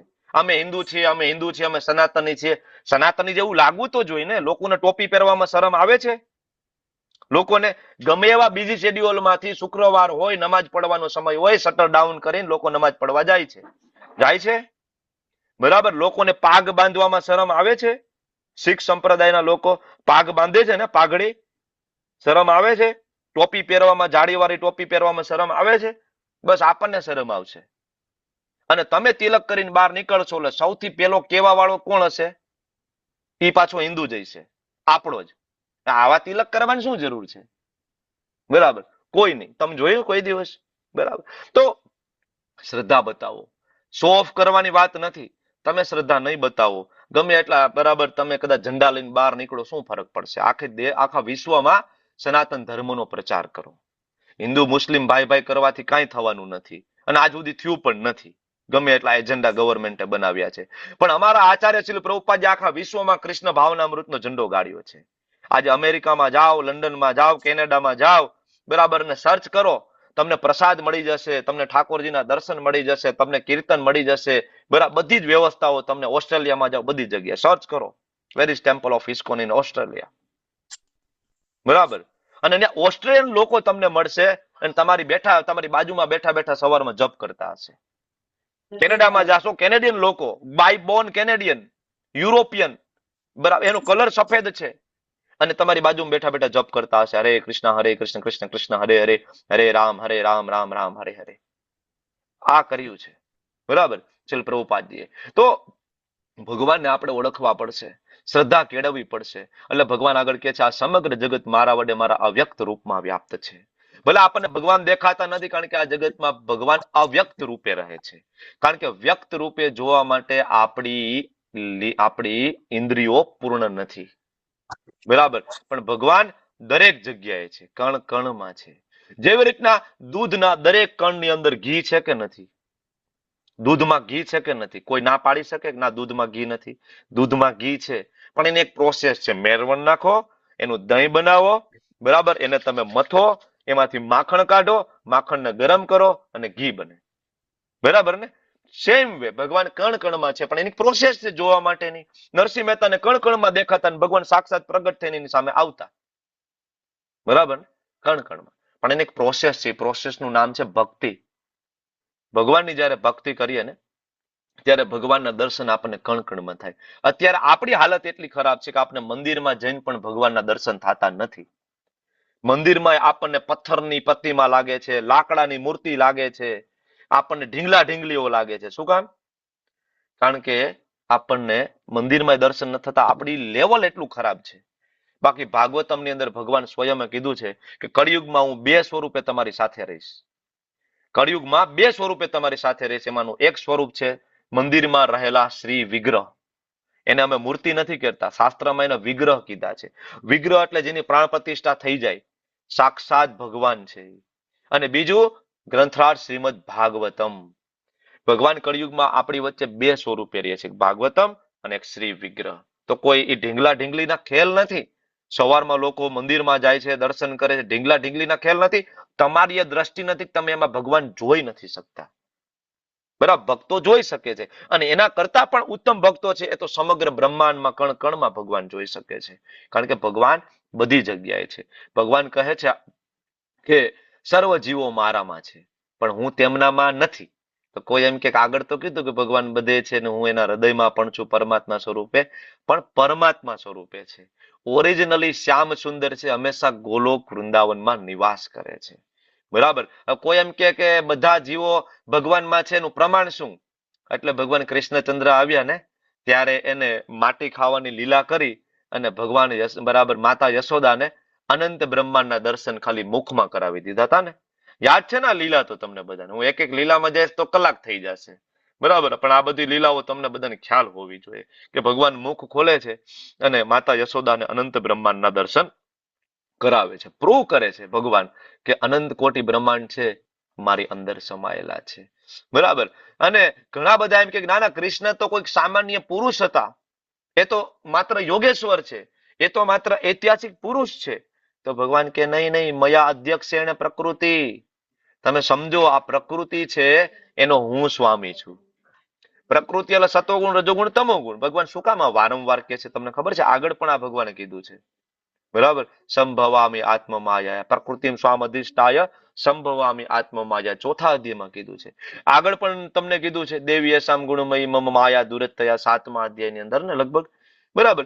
તો આ પ્રકૃતિ છે એ ભગવાનની અંદરમાં આવે છે, ભગવાન એના અધ્યક્ષ છે. અને બધા જ જે જીવો છે સુયતે સચરાચરમ, ચર અને અચર બધા જ જીવો છે એમાંથી પ્રગટ થાય છે. તો પ્રકૃતિ ઓટોમેટિક નથી. ઘણા બધા એમ કે નહીં નહીં, એ તો ઠીક છે, ઓટોમેટિક છે ભાઈ. મકાઈનું બીજ વાવી દો, પાણી નાખો, એમાંથી મકાઈ ઉગે અને એમાં ડોડો બની જાય. પણ કોઈ મૂર્ખ માણસ હોય એને પણ ખબર પડે, બરાબર, કે જ્યારે કોઈ વસ્તુ તમે જોવો છો તો એની પાછળ એનો ક્રિએટર હોય. બરાબર. મારા હાથમાં આ પેન છે, બરાબર, તો મને ખબર છે કે આ પેન બનાવવા વાળું કોઈક છે. કોઈકે આની અંદર મહેનત કરેલી છે ને, કોઈ કંપનીમાં ફેક્ટરીમાં બેસીને આની અંદર બરાબર રિફિલ નાખવી, આના ઢાંકણા બનાવવા, કોઈકે આ પ્લાસ્ટિક બનાવ્યું, ઓગાળ્યું. તો કોઈ પણ બુદ્ધિશાળી વ્યક્તિને ખબર પડી શકે કે ભાઈ આ વસ્તુ છે, બરાબર, આ કાર્ય છે, તો આનું કોઈ કારણ છે. બરાબર. તો આવડું મોટું બ્રહ્માંડ છે, પૃથ્વી સરસ ફરી રહી છે, બરાબર, વિધાઉટ ફેલ. ચંદ્ર પૃથ્વીની આસપાસ ફરી રહ્યો છે વિધાઉટ ફેલ. બરાબર. બધા ગ્રહો સૂર્યની આસપાસ ફરી રહ્યા છે. તો કોણ ફેરવે છે? ઓટોમેટિક? કોઈ પણ બુદ્ધિશાળી વ્યક્તિને ખબર પડી જાય કે નહીં. આપણે ક્યારેક સમય હશે ને, ઘણા બધા લોકો એમ કહેતા હોય કે નહીં અમે તો વિજ્ઞાનમાં માનીએ છીએ, અમે શાસ્ત્રમાં નથી માનતા. તો એની માટે પણ આપણી પાસે એક પીપીટી છે, અને એમાં વિશ્વના સારા સારા વૈજ્ઞાનિકો, જેની અંદર Albert Einstein, sir Isaac newton, બરાબર, પછી જેને વેક્સિનની પહેલા સૌથી શોધ કરી હતી, પછી ક્વોન્ટમ ફિઝિક્સનો જે ફાધર કહેવાય, આ બધા એની આખી પીપીટી છે કે એ લોકો શું કરી રહ્યા છે, મતલબ એને શું કીધું રિસર્ચ કરતા કરતા કરતા કરતા કરતા. બરાબર. કોઈ એમ કે હું સાયન્સમાં માનું છું, તો ખરેખર સાયન્સ જેને ડેવલપ કર્યું એના વિચારો એક વખત જાણી જુઓ. બરાબર. એ મહાન વૈજ્ઞાનિકોના. તો તમને ખબર પડી જશે ભગવાન કોણ છે. અનંત કોટી બ્રહ્માંડોનું ભગવાન સર્જન કરી શકે અને બ્રહ્માંડો નાશ પામી શકે ભગવાનની શક્તિથી. બરાબર. તો ઘણા બધા એમ કે નાના કૃષ્ણ તો સામાન્ય મનુષ્ય છે. ભગવાન કે નહીં નહીં, અવજાનંતી મામ મૂઢા. ક્યારેક તમારું બાળક, બરાબર, કોઈ મૂર્ખામી કરે તો તમે એમ કહો ને, અરે ભાઈ તારામાં તો બુદ્ધિ જ ના આવી કોઈ દિવસ. બરાબર ને? સેમ ભગવાન આપણને કહે છે, અરે મૂઢા, તમારામાં બુદ્ધિ નથી. તમે એવું માનો છો માનુષ્યમ તનું આશ્રિત, હું મનુષ્ય શરીર લઈને આવું છું. અરે અવજાનંતી, આવું કહીને તમે મારો ઉપહાસ ઉડાવી રહ્યા છો. કારણ કે તમે પરમ ભાવમ અજાનંતો, તમે જાણતા નથી મારો પરમ ભાવ શું છે. તો કે મમ ભૂત મહેશ્વરમ, હું તમારી જેમ કોઈ સામાન્ય મનુષ્ય નથી, હું સ્વયં ભગવાન છું. મારો કોઈ જન્મ નથી. મારું શરીર કેવું છે? જન્મ કર્મ ચમે દિવ્યમ, દિવ્ય, પ્રકૃતિના 3 ગુણોથી પરે. બરાબર. આપણા જેવું નથી. એટલે ઘણા બધા એમ કે ભગવાન કૃષ્ણ આવ્યા, પારધીએ તીર માર્યું ને મરી ગયા. This is the part of લીલા. ભગવાનની એક લીલા છે. તમારા ગામની અંદર શૂટિંગ ચાલતું હોય, અમિતાભ બચ્ચન આવે, બરાબર, બીજા બધા વિલન આવે, ધાડ ધાડ ધાડ ધાડ ફાયરિંગ થતું હોય, અમિતાભ બચ્ચન લાગે, કેટલું બધું લોહી નીકળીને પડી જાય, આપણે એમને મરી ગયું, બરાબર. થોડીક વાર બરાબર જે હોય ડાયરેક્ટર કે પેકઅપ, એટલે બચ્ચન સાહેબ પાછા ઉભા થઈ જાય, ચાલો ગાડીમાં હાલતા, બરાબર. પાર્ટ ઓફ લીલા. આપણને એક વસ્તુ સમજાવવા માટે ભગવાન હંમેશા આવી લીલા કરવા માટે અહીંયા આવે છે. તમે દિવ્ય પ્રકૃતિને ઓળખો. ભગવાન શું કામ કહે છે કે તમે મારી દિવ્ય પ્રકૃતિને ઓળખો, જેથી આપણે સમજી શકીએ કે મારે પાછું જાવ. અને જો તમે આ નહીં કરો ને, તમે એવું માનશો ને કે ભગવાન કોઈ સામાન્ય માણસ છે, ભગવાન નથી, કૃષ્ણ છે ભગવાન નથી, સામાન્ય માણસ છે, બરાબર, તો શું થશે ખબર છે? રિઝલ્ટ. તો આગળ આ 12મો શ્લોક રિઝલ્ટ છે. મોઘ આશા, તમારી બધી આશાઓ વ્યર્થ, તમારા બધા મનોરથો વ્યર્થ. મોઘ કર્માણો, તમે જેટલા પણ કર્મકાંડ કર્યા હોય, દાન કર્યા હોય, પુણ્ય કરવું, એ બધું મોઘ. મોઘ એટલે ફેલ, વિફળ, બરાબર. અમોઘ એટલે વિફળ ના જાય એ, અને મોઘ એટલે જે વેસ્ટ જાય. મોઘ જ્ઞાના, અરે તમે વેદો વાંચ્યા હોય, ઉપનિષદો વાંચ્યા હોય, શ્લોકો પાકા કર્યા હોય, બધું તમને આવડતું હોય, પણ જો તમે કૃષ્ણને ઓળખતા નથી તો મોઘ જ્ઞાના. તો આજ તો વસ્તુ આદિ શંકરાચાર્ય પણ કહીને ગયા ને, ભજ ગોવિંદમ, ભજ ગોવિંદમ, ગોવિંદમ ભજ મૂઢ મતે. હે મૂર્ખાઓ, ગોવિંદને ભજો. સંપ્રાપ્તે સન્નિહિત કાલે, નહીં નહીં રક્ષતી રુકૃંજ કરણે. કોઈ ગ્રામર કામ નહીં આવે, મરશો ત્યારે ગોવિંદ યાદ આવશે, બરાબર, તો જ કામનું છે, નહીતર this is just waste of time, બરાબર. તો ભગવાન કહે છે બધું નકામું જવાનું છે, તમારું જ્ઞાન નકામું જશે, તમારા સકામ કર્મ નકામા જશે, તમારી મુક્તિની આશા સકામ જશે, નકામી જશે, અને તમે રાક્ષસીમ આસુરીમ ચેવ, તમારો સ્વભાવ રાક્ષસી થઈ જવાનો છે. કારણ કે તમે નીચલી યોનિમાં જતા રહેવાના ને, જન્મ મૃત્યુ જરાવ્યા એના ચક્કરમાં ફસાઈ જવાના છો. એટલે ભગવાને આવા લોકોને એડ્રેસ કર્યા. કોણ? જે ભગવાનને નથી માનતા. 12 અને 13મા શ્લોકમાં ભગવાન એને એડ્રેસ કરે છે જે ભગવાનને માને છે. કોણ? મહાત્માનસ્તુ મામ પાર્થ. હવે ભગવાન અર્જુનને કહે છે કે અર્જુન, જે મારા ભક્તો છે એને મહાત્મા કહેવાય. મહાત્માનસ્તુ મામ પાર્થ દેવીમ પ્રકૃતિ માર્ષિત. અને ખરેખર કોને મહાત્મા કહેવાય? ભજંત્ય અનન્ય મનસો. ભજંત્યનો મતલબ શું થાય? યોગ કરવા, જ્ઞાન પ્રાપ્ત કરવું, હિમાલયમાં એક પગે ઊભું રહેવું, દાન કરવું, કર્મકાંડ કરવા. ભજંત્યનો અર્થ શું થાય? એનીબડી કેન ટેલ મી? ભજન નો મતલબ શું થાય? ભજન કરવું એટલે, ભજન કરવું એટલે શું થાય? બોલો, હું તમને પૂછું છું, બોલો તો. ભગવાનના ગુણગાન ગાવા માટે. અરે સિમ્પલ પ્રશ્ન. ભગવાનનું ભજન કરવું, ભક્તિ કરવી ભાઈ. તમને યુપીએસસી નો પ્રશ્ન પૂછી નાખ્યો એમ તમે બધા ગંભીર થઈ ગયા છો. ભજન, ભજન ભક્તિ કરવાની વાત છે ભાઈ. હું શું કામ તમને કહું છું, હું તમને શું કામ કહું છું કે ઘણા બધા લોકો કહેવાતા તથાકથિત વિદ્વાનોએ આવીને આ બધા શ્લોકો ઉપર ઇન્ટરપ્રિટેશન આપ્યું છે. ઇન્ટરપ્રિટેશન એટલે અર્થવાદ, કે સાચો અર્થ હોય એ લોકોને ના સમજાવીને ખોટો અર્થને સમજાવી દેવો, એને અર્થવાદ કહેવાય. ભગવાન કૃષ્ણ છે એ ભગવદ્ ગીતામાં પ્રમાણિત છે. તમને આવીને સમજાવે છે કે ના, ભગવાન કૃષ્ણ નથી, એ તો આની અંદરથી કોઈક બોલતું હતું, બરાબર. ધર્મ ક્ષેત્રે કુરુક્ષેત્ર શ્લોક આવશે, તમને એવું સમજાવશે એવું યુદ્ધ થયું જ નહોતું. અરે અત્યારે કુરુક્ષેત્ર નામની જગ્યા હાજર છે દિલ્હીની બાજુમાં, જઈ આવો અત્યારે પણ જે કુરુક્ષેત્ર. તો આવા લોકો આવશે, એ ઇન્ટરપ્રેટ કરશે, ખોટું ભાષ્ય આપીને, બરાબર, તમારો આ મનુષ્ય જન્મનો વેસ્ટ કરી દેશે. તો તમે તમારી બુદ્ધિ લગાડો. સામાન્ય ભાઈ, ભજંત્યનો મતલબ શું છે? ભજંત્ય એટલે સંસ્કૃત નો આવડતું એને ખબર પડે કે ભાઈ ભજંત્ય એટલે ભક્તિ કરવાની વાત છે, બરાબર ને? તો અનન્ય મનથી જે ભક્તિ કરે છે એ વ્યક્તિ જાણે છે. જ્ઞાત્વા એટલે જાણવું. શું જાણે છે?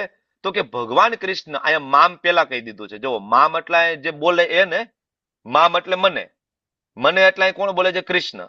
તો શું જાણે છે મને, કૃષ્ણને? તો કે ભૂતાદિ, બધા ભૂતોના આદિ, બરાબર, બધા ભૂતોના. આમાં 84 લાખ યોની આવી ગઈ, આમાં બ્રહ્માજી પણ આવી ગયા, કીડી પણ આવી ગઈ. અને બીજું અવ્યયમ. અવ્યયમ એટલે જેનો વ્યય જ ના થાય, મતલબ એનો કોઈ જન્મ નથી, કોઈ મૃત્યુ નથી. તો આ વસ્તુ જે જાણતો હોય, ભગવાનની ભક્તિ કરતો હોય, એને કહેવાય મહાત્મા. અને એવા મહાત્મા એક ફોટામાં બેઠા છે, એનું નામ છે માધવેન્દ્રપુરી. વૃંદાવનમાં ગોવર્ધનની તળેટીમાં બેઠા બેઠા સતત જપ કરતા હતા ભગવાનના નામનું, બરાબર. અને મધુકરી માગવા માટે પણ નહોતા જતા. ભગવાનને એક દિવસ થયું કે દાદાએ 3-4 દિવસથી કઈ જમ્યા નથી. સ્વયં કૃષ્ણ બરાબર હાથમાં દૂધ લઈને મટકી લઈને આવે છે. બાબા, ઓ બાબા, બરાબર. અને માધવેન્દ્રપુરી આંખ ખોલે છે, બોલો બેટા, બરાબર. ભગવાન કહે છે મારું નામ ગોપાલ, હું તમારા માટે દૂધ લાવ્યો છું. હું જોઉં છું કે તમે કે મધુકરી માટે નથી જતા કે માગવા માટે નથી જતા. વૃંદાવનમાં તો બધા સાધુઓ બધા ભિક્ષા માંગીને ભક્તિ કરે છે, તમે તો માધવેન્દ્રપુરી કહે છે કે મારી પાસે સમય નથી, હું ભગવાનના નામમાં લીન છું, મને મારા ખાવા માટે પણ સમય નથી, બરાબર. તો એ દૂધ આપે છે, જેવું દૂધ પીવે છે અને માધવેન્દ્રપુરી છે એ નિંદ્રાધીન થઈ જાય છે યોગ માયામાં, બરાબર, યોગ નિંદ્રામાં. અને ભગવાન એના સ્વપ્નમાં આવે છે કે માધવેન્દ્રપુરી, એ હું એ જ ગોપાલ હતો કે જેને ટટલી આંગળી ઉપર ગિરી ગોવર્ધનને ધારણ કર્યા હતા. શાસ્ત્રમાં આખી કથા આપી છે, બરાબર. અને ભગવાન એને આદેશ આપે છે કે હે માધવેન્દ્રપુરી, કે તમે અહીંયા આ જે ગોવર્ધનની તળેટીમાં એક મારા વિગ્રહ છુપાયેલા છે, બરાબર, એને શોધો, મને બહુ ગરમી થાય છે. કોઈ એમ કે ભગવાન પોતે ના નીકળી શકે? ભગવાન બધું કરી શકે.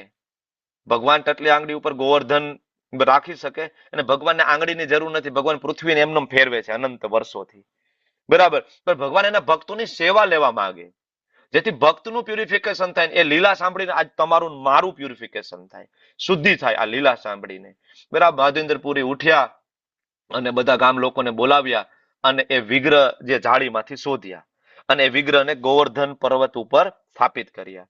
પછી મુગલોના બધા આક્રમણ થયા, ત્યાંથી એ વિગ્રહ રાજા રજવાડું દ્વારા રાજસ્થાનમાં લઈ આવવામાં આવ્યા. અને આજે તમે હું બધા આપણે અહીંયા ખૂબ જઈએ છીએ. કઈ જગ્યા છે?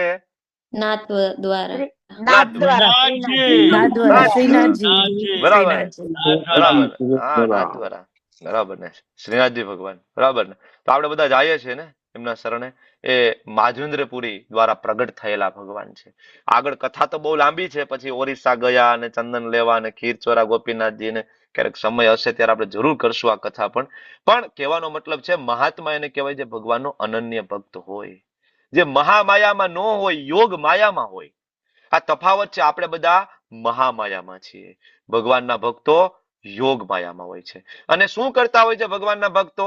બરાબર. તો તમને કોઈ એમ કે ભાઈ ઇસ્કોન વાળા શું સતત રોડ ઉપર નીકળીને કીર્તન કરતા હોય છે? ક્યાં લખ્યું છે ભગવદ ગીતામાં કીર્તન કરવાનું? તો એને બચાવો શ્લોક નંબર 14, 9મો અધ્યાય.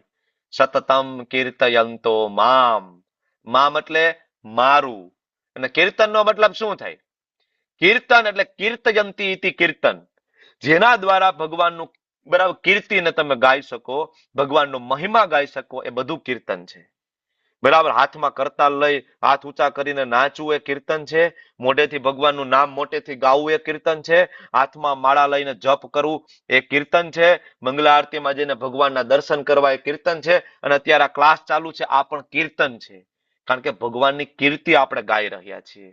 તો ભગવદ ગીતા સાંભળવી, ભાગવતમ સાંભળવું, આ બધું કીર્તન છે. તો આ સતત કરવાનું ભગવાન કહે છે. કેવું કહે છે? સતતમ. આપણાથી તો થતું નથી. 24 કલાક એક જ કલાકમાં ક્લાસમાં શાંતિથી બેસીને સાંભળી શકાય, સતત નથી થતું, બરાબર. ભગવાન કે સતત કરો. અને બીજું યતંતશ્ચ દ્રઢ વ્રત, બરાબર. કીર્તન કરવું એટલે જપ કરવા પણ થાય. તો જપ કેવી રીતના કરવાના છે? એક દ્રઢ વ્રત લેવાનું છે. ભાઈ હું 1 માળા તો કરીશ જ, હું 2 માળા તો કરીશ જ. કોઈ એમ કે ને કે ગણીને કરવાનું ક્યાં કીધું છે ભગવદ ગીતામાં? વચાવો આ શ્લોક બરાબર વાંચો. દ્રઢ વ્રત લેવાનું. વ્રત લેવું મતલબ શું? એક નિશ્ચિત સંખ્યા, બરાબર ને. ઘણા બધા આપણે કન્યાઓ લગ્ન પહેલા 16 સોમવાર રહેવાના શિવજીના, બરાબર ને.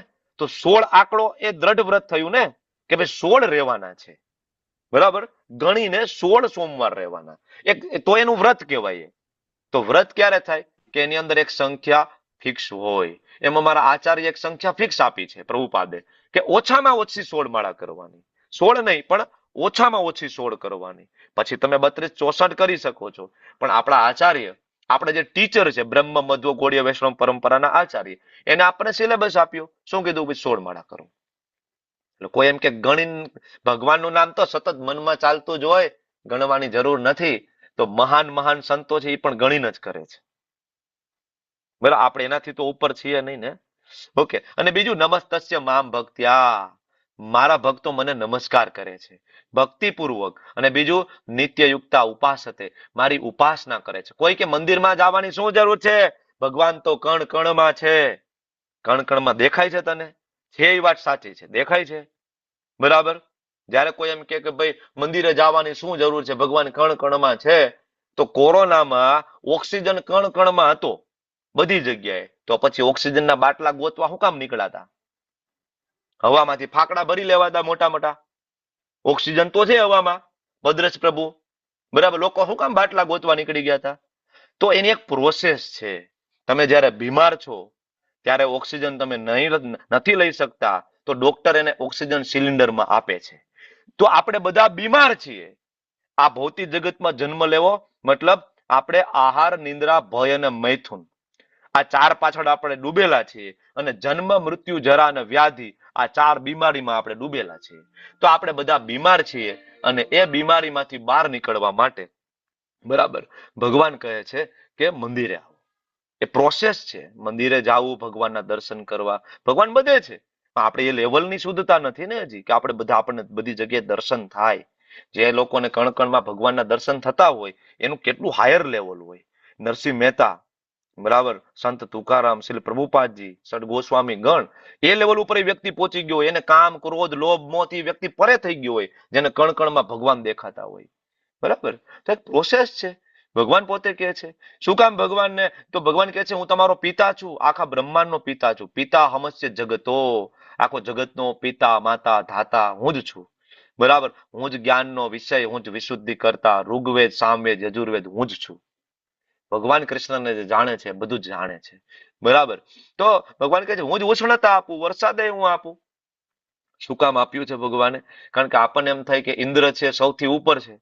ભગવાન કે વરસાદ હું આપું છું. ઇન્દ્ર મારા ભયથી વરસાદ આપે છે. મદ ભયાત. ભાગવતમની અંદર તો શ્લોક છે. બરાબર. ઘણા બધા શ્લોકો છે કે ઇન્દ્ર કેવી રીતના કામ કરે છે, સૂર્ય કેવી રીતના કામ કરે, ચંદ્ર કેવી રીતના કામ કરે, વરુણ કેવી રીતના કામ કરે, દેવી દેવતાઓ કેવી રીતના કામ કરે. ભાગવતમની અંદર બધું વિસ્તારપૂર્વક આપ્યું છે. બરાબર. તો ભગવાન સૌથી ઉપર છે. બરાબર. અને જ્યારે આપણે ભગવાનની ભક્તિ કરીએ તો આપણે સમજી જવું જોઈએ કે બાકીનું જે કર્મકાંડ લેવલ છે એ તમે ગમે એટલું ફોલો કરશો. આ 20મો ને 21મો શ્લોક એ એના માટે છે કે જે લોકો ખાલી કર્મકાંડમાં ડૂબેલા છે. બરાબર. તો ગમે આપણે વેદો વાંચી લઈને, વેદોમાં 3 ભાગ છે: જ્ઞાનકાંડ, ઉપાસનાકાંડ, કર્મકાંડ. તમે ખાલી કર્મકાંડની અંદર ડૂબેલા રહેશો તો વેદોમાં એવું પણ લખેલું છે કે આ કરવા, આ યજ્ઞ કરવાથી સ્વર્ગ મળશે, પાપ કર્મમાંથી બહાર નીકળી ઉપરના લોકમાં જન્મ થાય, અને ત્યાં તમને આનંદ મળશે. પણ ત્યાં જઈને કરવાનું શું? શું તમને પરમેનન્ટ સ્વર્ગમાં સ્થાન આપવામાં આવે છે? કોઈ એમ કે અહીંથી ઉમરીને સ્વર્ગમાં જાવ, તો સ્વર્ગમાં પરમેનન્ટ તમને સ્થાન નથી આપવામાં આવતું. બરાબર. સ્વર્ગમાં જવું એટલે એક ક્રેડિટ કાર્ડ જેવું છે. પપ્પા તમને ક્રેડિટ કાર્ડમાં 1 લાખ રૂપિયા આપી દે છે અને એમ કે દીકરા જા મુંબઈ જા અને મોજ કર તું ફર. બરાબર. આની લિમિટ 1 લાખ રૂપિયા છે. આપણે મુંબઈ જઈએ, ફરીએ, મોલમાં જઈએ, મૂવી જોઈએ, થિયેટરમાં, કપડા, શોપિંગ. એક સમયે તમે કાર્ડ સ્વાઇપ કરાવો એટલે ઓલો શું કે મોલ વાળો, ભાઈ આની લિમિટ પૂરી થઈ ગઈ છે ભાઈ, આ ડિક્લાઇન બતાવે છે. તો હવે શું કરું? તો કે પપ્પા આગળ પાછું જવાનું. સેમ વે તમે અહીંયા પુણ્યનું, બધા એમ કે ને પુણ્યનું ભાથું બાંધવું જોઈએ. પુણ્યનું ભાથું બાંધીને કરશો શું? એ પુણ્ય લઈને તમે ઉપર જશો ને, તમારા જેટલા વર્ષના પુણ્ય હશે એ મુજબ તમને ત્યાં રોકાવાનો સ્ટે મળશે. સ્વર્ગની અંદર મફત નથી રોકાવા દેતા. એના બદલામાં તમારી કરન્સી છે પુણ્ય. અહીંયા જે પુણ્ય કરશો તમારી કરન્સી છે પુણ્ય. સ્વર્ગમાં એટલો ટે જેવું તમારું પુણ્ય પૂરું થયું ને, 9.21મો શ્લોક ભગવદ્ ગીતા ખોલીને વાંચો. ક્ષીણે પુણ્ય મૃત્યુ લોકમ વિસંતિ. તમારા પુણ્ય પૂરા થયા, મૃત્યુ લોકમાં તમે પાછા, તમને પાટું મારીને ત્યાંથી અહીંયા કાઢી મૂકવામાં આવશે. ફાયદો શું? એટલે ભગવદ્ ગીતા કહે છે કે પાપ અને પુણ્ય બેયમાંથી બહાર નીકળો. બરાબર. ઉભે સુકૃત દુષ્કૃતે, બીજો અધ્યાય. અને આગળ આવશે શુભાશુભ ફલે રેવ, શુભ અને અશુભ બે ફળમાંથી બહાર નીકળો. ભગવાનના શરણે જાઓ. ભગવાનના શરણે જાઓ તો ભગવાન ધ્યાન રાખશે કે નહીં રાખે મારું? બરાબર. અત્યાર સુધી તો અલગ અલગ જગ્યાએ માનતા હતા, જલ્દી માનતા પૂરી થઈ જતી હતી. ભગવાન ધ્યાન રાખશે કે નહીં કૃષ્ણ? તો 9.22માં ભગવાન કે છે અનન્યા ચિંતયંતો મામ, જે અનન્ય ચિત્તથી મારું ભજન કરે છે, મારુંમાં એનું ચિંતન છે સતત મારું, તો એ જના પર્યુપાસતે, મારી ઉપાસના કરે છે, તેસામ નિત્ય અભિયુક્તા નામ યોગ સેમમ વહામ્યહમ. આ શ્લોકને LIC શ્લોક તરીકે ઓળખવામાં આવે છે. જિંદગી કે સાથ ભી ઓર જિંદગી કે બાદ ભી. એ આ ભક્તિ છે. અહીંયા કરશો તો અહીંયા ફાયદો થશે, અને મૃત્યુ થશે પછી માત્ર આ એક જ એવી વસ્તુ છે કે જે ભેગી આવશે, બીજું કઈ વસ્તુ ભેગી આવવાની નથી. બરાબર. હંમેશા યાદ રાખો કે આ જગતમાં તમે ડોક્ટર બની જાઓ, એન્જિનિયર બની જાઓ, તમે ડિગ્રીના થોથા તમારી પાસે હશે, પણ આ શરીરમાંથી આ ચેતના નીકળી ગઈ, તમારું શરીર બરાબર તમારા ઘરમાંથી કાઢવા માટે તમારા જ સગાવાલા ઉતાવળા હશે. કાઢી જાઓ, કાઢી જાઓ. બરાબર. સ્મશાનમાં લઈ જવામાં આવશે અને તમને આખા શરીર ઉપર એક નાનો એવો રૂમાલ પણ ઉપર પહેરાવવામાં નહીં આવે. ખબર છે ને, પુરુષોને તો ઇવન રૂમાલ પણ સનાતન ધર્મમાં પહેરાવાનો, નગ્ન અવસ્થામાં આવ્યા હતા અને નગ્ન અવસ્થામાં જવાનું છે. એટલે કોઈને વેમ હોય કે હું ડોક્ટર બનીને એન્જિનિયર બનીને અહીંથી કંઈક લઈ જવાનો છું, તો આ કપડાં પણ કાઢી લેવામાં આવશે. કાંઈ નહીં આવે, ખાલી એક મોઢામાં તુલસી પત્ર આપવામાં આવશે, કપાળ ઉપર એક ચંદનનું તિલક કરી દેવામાં આવશે અને આ લઈને જવાનું છે. તો મૃત્યુ સમયે કોક વ્યક્તિ આપણા મોઢામાં તુલસી પત્ર મૂકે એની પહેલા જીવતા તુલસી પત્ર મૂકેલો પ્રસાદને ગ્રહણ કરો. મૃત્યુ સમયે કોક આવીને તમારા કપાળ ઉપર ચંદન લગાવે ને એના કરતા જીવતા રોજ બરાબર ને ગોપી ચંદનનું તિલક કરો. તો પછી મૃત્યુ સમયે કોઈ નહીં લગાડે, ચિંતા કરવાની જરૂર નથી, કારણ કે ભગવાન ભગવદ્ ગીતામાં ગેરંટી આપે છે. બરાબર. અનન્યા ચિંતયંતો મામ, you don't worry my boy, ભગવાન પોતે કહે છે આ શ્લોકની અંદર. તો ભગવાનની ભક્તિ તો બહુ અઘરી ને, પણ કૃષ્ણની. ભગવાન કે નહીં નહીં નહીં, પત્રમ પુષ્પમ ફલમ તોયમ યો મે ભક્ત્યા પ્રયચ્છતિ. આખા વિશ્વની અંદર કોઈ એક એવું ઘર ના હોય કે જે કૃષ્ણની ભક્તિ ના કરી શકે. કૃષ્ણ એમ કે છે ખાલી પત્ર, એક તુલસી પત્ર મને આપો, બરાબર, પુષ્પ, એક સુગંધી ફૂલ મને અર્પણ કરો. કૃષ્ણ કહે છે ખાલી ફળ આપો. કોઈ એમ કે અમારે ત્યાં તો તુલસી ના થાય, મેં તો કેનેડામાં રહી, બરફ બહુ પડે છે પ્રભુજી, અમારે તુલસી ઉજરતા જ નથી. ભગવાન કે પુષ્પ, સુગંધી ફૂલ. તો કોઈ કે ના ના, લગ્નની સિઝન આલે ફૂલ તો બહુ મોંઘા થઈ ગયા, બરાબર, સુગંધી ફૂલ નહીં નહીં, અમારાથી ના થાય. તો ભગવાન કે એક એક ફ્રૂટ સિઝન પ્રમાણેનું, તમે ઘરે ફ્રૂટ ખાવા તો લઈ આવો જ છો ને, એમાંથી એક ફ્રૂટ મને અર્પણ કરો, પછી તમે પ્રસાદ સ્વરૂપે ખાઓ. કોઈ એમ કે અમે બહુ ગરીબ છીએ, અમારા ઘરે ફ્રૂટ જ નથી આવતું. ભગવાન છેલ્લે કે છે તોયમ, આ વિશ્વનું એક ઘર એવું બતાવો કે જેના ઘરની અંદર એક પીવા માટે એક ગ્લાસ પાણી ના હોય. તોયમ, એક ઘર બતાવો, પછી ભલે ને અલાસ્કામાં રહેતા હોય, બરાબર, કોઈ એવું ઘર મળશે કે જેના ઘરમાં પીવાનું એક ગ્લાસ પાણી ના હોય? કૃષ્ણ કહે છે કોઈ પ્રેમપૂર્વક આ ચાર અથવા ચારમાંથી કોઈ એક પણ વસ્તુ ભક્તિપૂર્વક મને અર્પણ કરશે ને, ભગવાન કે એનાથી હું ખૂબ પ્રસન્ન થાઉં છું. કૃષ્ણ ડિમાન્ડિંગ નથી. કોઈ એમ કે ને કે કૃષ્ણની ભક્તિ તો બહુ ડિમાન્ડિંગ છે. નો નો નો, કૃષ્ણની ભક્તિથી સરળ બીજું કાંઈ નથી. કોઈ વસ્તુ સરળ નથી. આપણે હમણાં જોયું ને, અષ્ટાંગ યોગ, ધ્યાન યોગ, જ્ઞાન યોગ, કર્મ યોગ, ભક્તિથી વધારે બીજું કોઈ સરળ નથી. ભગવાન પ્રેમપૂર્વક આપો, ભગવાન ગ્રહણ કરે છે. પત્રમ પુષ્પમ ફલમ તોયમ, સિમ્પલ, બરાબર. તમારા ઘરમાં જે એક બે આઈટમ હું એમ કહું કે ડુંગળી લસણ વગરની તો બનતી હોય ને. ભાતમાં ક્યાં ડુંગળી લસણ આવવાના હતા? રોટલીમાં તમે ક્યાં ડુંગળી લસણ નાખવાના હતા? શાકમાં ડુંગળી લસણ હોય ને, શાકનો ભોગ ના લાગે, બરાબર. પણ એક વાટકામાં ભાત કાઢી લો, એક વાટકામાં થોડું દહીં કાઢી લો, એક રોટલી મૂકી દો, થોડો ગોળ મૂકી દો અને એક વચ્ચે તુલસી પત્ર મૂકી દો. પ્રેમપૂર્વક ભગવાનને એક બરાબર સરસ ચોખ્ખી થાળીમાં ઠાકોરજીનો ફોટો ઘરમાં હોય, અર્પણ કરો. હું એમ કહું કે આ પ્રેક્ટિકલ ખાલી 90 દિવસ કરો. 90 દિવસ આ પ્રેક્ટિકલ કરો, બરાબર, કે ચોખ્ખા થઈને બનાવો, કોઈ ચાખવું નહીં, ભગવાનને ઓફર કરી દો અને ઓફર કરીને બધી વસ્તુ તમે જે બરાબર જે મેઇન વસ્તુમાં મિક્સ કરી દો અને આખા ઘરને ખવડાવો. 90 દિવસ આ પ્રેક્ટિકલ કરો. શું ચેતનામાં ફરક આવે છે કે નહીં તમે જોઈ લો. આ વસ્તુ પ્રેક્ટિકલ નહીં, કારણ કે પ્રસાદ છે, ટ્રાન્સિડેન્ટલ છે, બરાબર. અને સાયન્સ પણ પ્રૂવ કરે છે, બરાબર, કે પાણીની અંદર મેમરી છે. વૈજ્ઞાનિકોએ આ સાબિત કર્યું છે. પાણી છે ને એને પોતાની એક મેમરી છે. તમે જે કઈ બોલો છો, જે કઈ પ્રાર્થના અર્ચના થાય ને, એ વાઇબ્રેશનો પાણી છે યાદ રાખે છે. એટલા માટે જો પહેલાના જમાનાના જે ખરેખર જે બ્રાહ્મણો હતા, વૈષ્ણવો હતા ને, એ કોઈના ઘરનું પાણી પણ ન પીવે, કોઈની ઘરે જમે પણ નહીં. શું કામ? એની પાછળ એક આખું વિજ્ઞાન છે. એને ખબર છે કે એના ઘરમાં રહેલું પાણી, આજુબાજુમાં એ લોકોનો કહેવાય કલહ ચાલતો હોય, ઝઘડા ચાલતા હોય, ન બોલવાના શબ્દો બોલતા હોય, તો પાણીમાં એ બધું બરાબર એની મેમરી તરીકે સ્ટોર થાય છે. અને જ્યારે તમે એ વસ્તુ લ્યો છો ત્યારે તમારી અંદર એ બધા વિકારો આવે છે. એટલે સાધુ સંતો વૈષ્ણવો જ્યાં ત્યાં ખાઈ ના લે, બરાબર, જ્યાં ત્યાં પી ના લે. બરાબર, તમે લોકો ટ્રાય કરી જુઓ. ભગવાન બહુ દયાળુ છે. વિચાર કરો, સુદામાના કાચા પૌવા ખાધા હતા, કાચા તંદુલ કૃષ્ણએ ખાધા હતા. શબરીજીના એઠા બોર ખાધા હતા ભગવાને, બરાબર ને. અને ગજેન્દ્રએ તો ખાલી ફૂલ જ અર્પણ કર્યું હતું.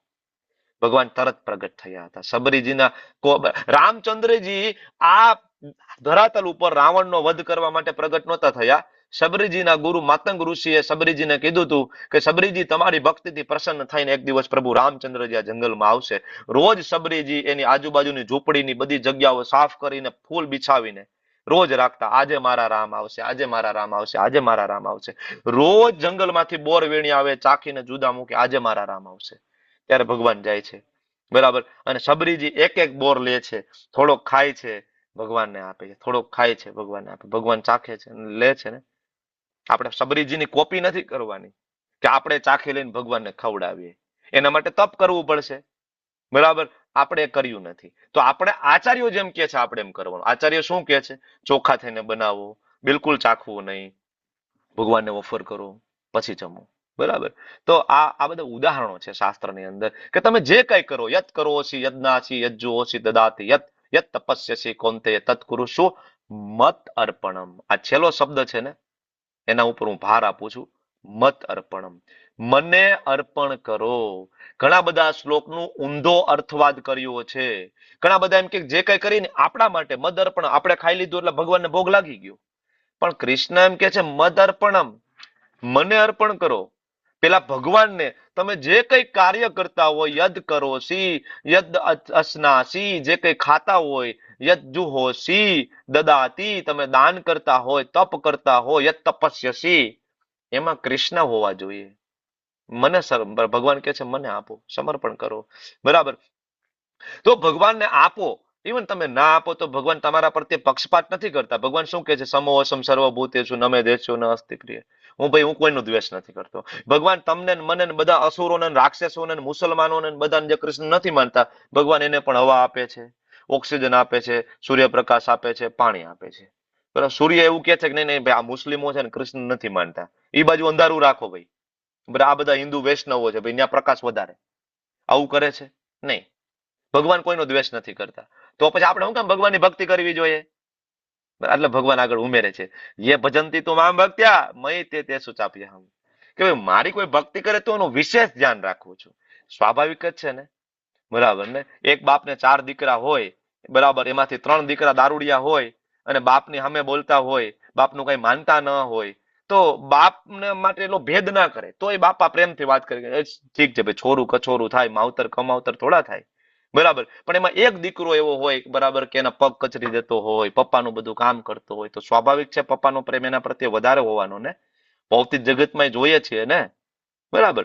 તો ભેદભાવ નથી, પણ એક સ્વાભાવિક આ બરાબર વૃત્તિ છે, જેમ આપણી જેમ ભગવાનની છે. તો ભક્તિ કરીએ તો ભગવાન જરૂરથી આપણું ધ્યાન રાખે છે, બરાબર. ભગવાન કોઈનો પક્ષપાત નથી કરતા. ભગવાન તો ત્યાં સુધી કહે છે કે મારી ભક્તિ કોઈ કરતું હોય, અપી ચેતસી દુરાચારો ભજતે મામ અનન્ય ભાગ, મારી ભક્તિ કરતું હોય અને દુરાચારો, થોડુંક એનાથી કઈ ઘૃણાસ્પદ કામ થઈ ગયું, બરાબર, કારણ કે આપણે બધા નવા નવા ભક્ત હોય, બરાબર, અને આપણી જૂની વૃત્તિ હોય, તો ક્યારેક ભક્તિમાં આવ્યા પછી ન કરવાનું કોઈ કામ થઈ ગયું, બરાબર, તો ભગવાન કે સાધુ રેવસ મંતવ્ય, એને સાધુ માનવો જોઈએ. કારણ કે રામ અને કૃષ્ણને ભગવાન કોઈ માને ને, એનો મતલબ એવો કે કરોડો જન્મથી એ વ્યક્તિ એમાં લાગેલો હતો. ત્યારે એને ખબર પડી કે ઓહો, કૃષ્ણ ભગવાન છે. વાસુદેવ સરોમિતિ સ મહાત્મા સુ દુર્લભ, 7મા અધ્યાયમાં ભગવાને કીધું ને. તો નાની એવી ભૂલ થાય તો ભગવાન કે એને માફ કરો, સાધુ રેવસ મંતવ્ય. પણ એને પોતાને એવું ના માનવું જોઈએ, ના ના માફ કરો ભાઈ, મને ભગવાને કીધું છે સાધુ રેવસ મંતવ્ય, હું સાધુ છું. એને પોતે તો ગ્લાનિની અગ્નિમાં બળવું જોઈએ કે નહીં નહીં, ભગવાને આટલું કીધું તું અને તોય મારાથી ભૂલ થઈ ગઈ. એને તો બળવું જોઈએ, પશ્ચાતાપમાં બળવું જોઈએ. આપણે એને સાધુ માનવું જોઈએ. તો શું થશે? બરાબર. તો ભગવાન કે ક્ષિપ્રમ ભવતી ધર્માત્મા, જે વ્યક્તિ એને સાધુ માનશે ને એ વ્યક્તિ ધર્માત્મા બની જશે, બરાબર. એ વ્યક્તિ ધર્માત્મા બની જશે અને સ્થાયી શાંતિ પ્રાપ્ત થશે. તો પછી ઓલાનું શું થયું ભાઈ? ભક્તિમાંથી જેનું પતન થયું એનું કામ પૂરું. ભગવાન કે કોંતે પ્રતિજાની નમે ભક્ત્યા પ્રણચ્છતિ, હે કોંતે, હે અર્જુન ઉભો થા, તું ઘોષણા કર ભાઈ. શું ઘોષણા કરવાની પ્રભુ? નમે ભક્ત પ્રણશ્યતિ, ઘોષણા કરી દે કે ભગવાન કૃષ્ણના ભક્તનો કોઈ દિવસ નાશ નથી થતો. નેવર. ભગવાન કે તું ઘોષણા કરી દે. ભગવાન પોતે ઘોષણા કરી શકતા હતા ને કે અર્જુન એક મિનિટ હું રથ ઉપર ઉભો થાવ ઘોષણા કરી દઉં. ભગવાને અર્જુનને શું કામ કીધું? કારણ કે ભગવાન તો પોતાના વચન ઉપરથી ક્યારેક ફરી પણ જાય સિચ્યુએશન પ્રમાણે. ભગવાને કીધું હતું કે ભાઈ યુદ્ધમાં હું શસ્ત્ર ઉપાડીશ નહીં. બરાબર ને? ભીષ્મદેવે જયારે અર્જુન ઉપર તીર છોડ્યા, ભગવાન કે એમ મારા ભક્ત ઉપર તીર છોડો છો. ભગવાને જમ્પ કરીને બાજુના રથનું પૈડું ઉપાડી દીધું. શસ્ત્ર ઉપાડવાની તો ના પાડી હતી ને તમે. ભગવાન માટે કોઈ નિયમો નથી, ભગવાન માટે કોઈ કાયદાઓ નથી. એ બધા કાયદા આપણા માટે છે. એટલે ભગવાન અર્જુનને કહે છે અર્જુન તું કહી દે ને. બરાબર? એટલે અર્જુન કહે છે તો શું કરવું જોઈએ? આ અધ્યાયનો સાર શું છે? આ 9 અધ્યાયનો સાર શું છે? આ 18 અધ્યાયનો સાર શું છે? તમને કોઈ પૂછે ને કે ભગવદ્ ગીતાનો સાર રૂપ શ્લોક કયો, તો મોટા ભાગે કહેતા હોય કર્મણ્ય વાધિકાર રસ્તે માં ફલેષુ કદાચન. ભગવદ્ ગીતાના સાર રૂપ 2 શ્લોક છે. સર્વ ધર્માન પરિત્યજ્ય મામ એકમ શરણમ વ્રજ. બધું છોડો, ભગવાન કૃષ્ણના શરણે જાઓ. બરાબર? 18મા અધ્યાયમાં. અને 9મા અધ્યાયમાં ભગવાન કહે છે મન મના ભવ મદ ભક્તો મધ્યાજી મામ નમસ્કુરુ. કોઈ એમ કે માળા કરવાની ક્યાં લખી છે? આવતા અધ્યાયમાં કહે છે, આજે પણ કીધું ને અત્યારે પણ કહે છે મન મના, તારું મન મને આપી દે. કોઈ એમ કે ભાઈ કૃષ્ણના ભક્ત બનવાનું કોને કીધું છે? ભક્ત બનવાનું ભાઈ મદ ભક્તો, મારો ભક્ત બની જા. કોઈ એમ કે પૂજા કરવાની ક્યાં કીધી છે? મંદિરમાં રોજ સવારમાં આરતી કરો છો, દીવા કરો છો, કેટલું ઘી બગાડો છો. આના કરતા કોઈ ગરીબને આપો, ઘી ખાઈ શકશે. ભગવાન કે મધ્યાજી, મારી પૂજા કરો. કેમ પૂજા કરવી એ પણ લખેલું જ ભાગવતમાં, નારદ પંચરાત્રમાં, બધી જગ્યાએ. મામ નમસ્કુરુ, મને નમસ્કાર કરો. તો શું થશે? તો ભગવાન કે આવું કોઈ કરશે, મારામાં તન્મય થઈ જશે, નક્કી મને પ્રાપ્ત કરશે. 100% ભગવત ધામની ગેરંટી છે. તો આજનો જે અધ્યાય છે, મન મના જપ કરવું, મદ ભક્તો, ભગવાનનું ભક્ત બની જવું, ભગવાનની સેવા કરવી, ભગવાનને ભોગ લગાડવો, મંગલા આરતી કરવી, મધ્યાજી ભગવાનની પૂજા અર્ચના, મામ નમસ્કુરુ. મહાન આચાર્યો થઈ ગયા. એ બધાએ આ સેમ આ જે બરાબર જે પ્રિન્સિપલ છે ફોલો કર્યો છે. બરાબર ને? પછી નરસિંહ મહેતા હોય, મીરાબાઈ હોય, સંત તુકારામ હોય, શ્રી પ્રભુપાદજી હોય, આચાર્ય બધાએ સેમ પ્રિન્સિપલ. અને બધાએ ભગવત ધામની પ્રાપ્તિ કરી છે. એના પ્રમાણ છે શાસ્ત્રમાં. ઓકે, તો આપણે પણ એ કરવું જોઈએ. વાંછાકલ્પતરુભ્યશ્ચ કૃપા સિંધુભ્યવ ચ પતિતાનાં પાવનેભ્યો વૈષ્ણવેભ્યો નમો નમઃ. અનંત અનંત કોટી વૈષ્ણવન કી જય, શ્રી પ્રભુપાદ કી જય, ગુરુ મહારાજ કી જય. હરે કૃષ્ણ કૃષ્ણ કૃષ્ણ હરે હરે, હરે રામ રામ રામ હરે હરે. હરે કૃષ્ણ પ્રભુજી, દંડવત પ્રણામ. પ્રણામ. આજે ભગવાને કીધું યતન ચસ્ત દ્રઢ વ્રત. હરે કૃષ્ણ પ્રભુજી, દંડવત પ્રણામ. દંડવત પ્રણામ. આપણે પેલા માળા કરીએ. હમણાં જો આંકડો ધીમે ધીમે ઘટશે, તમે પાર્ટિસિપેન્ટના આંકડા ઉપર નજર રાખો. બરાબર? ધીમે ધીમે ભાગી જશે લોકો. 1.5 કલાક 1.25 કલાકનો ક્લાસ સાંભળી શકાશે. 7 મિનિટની માળા આપણાથી ન થાય. વેરી ડિફિકલ્ટ, અઘરું છે. હાથમાં માળા લો.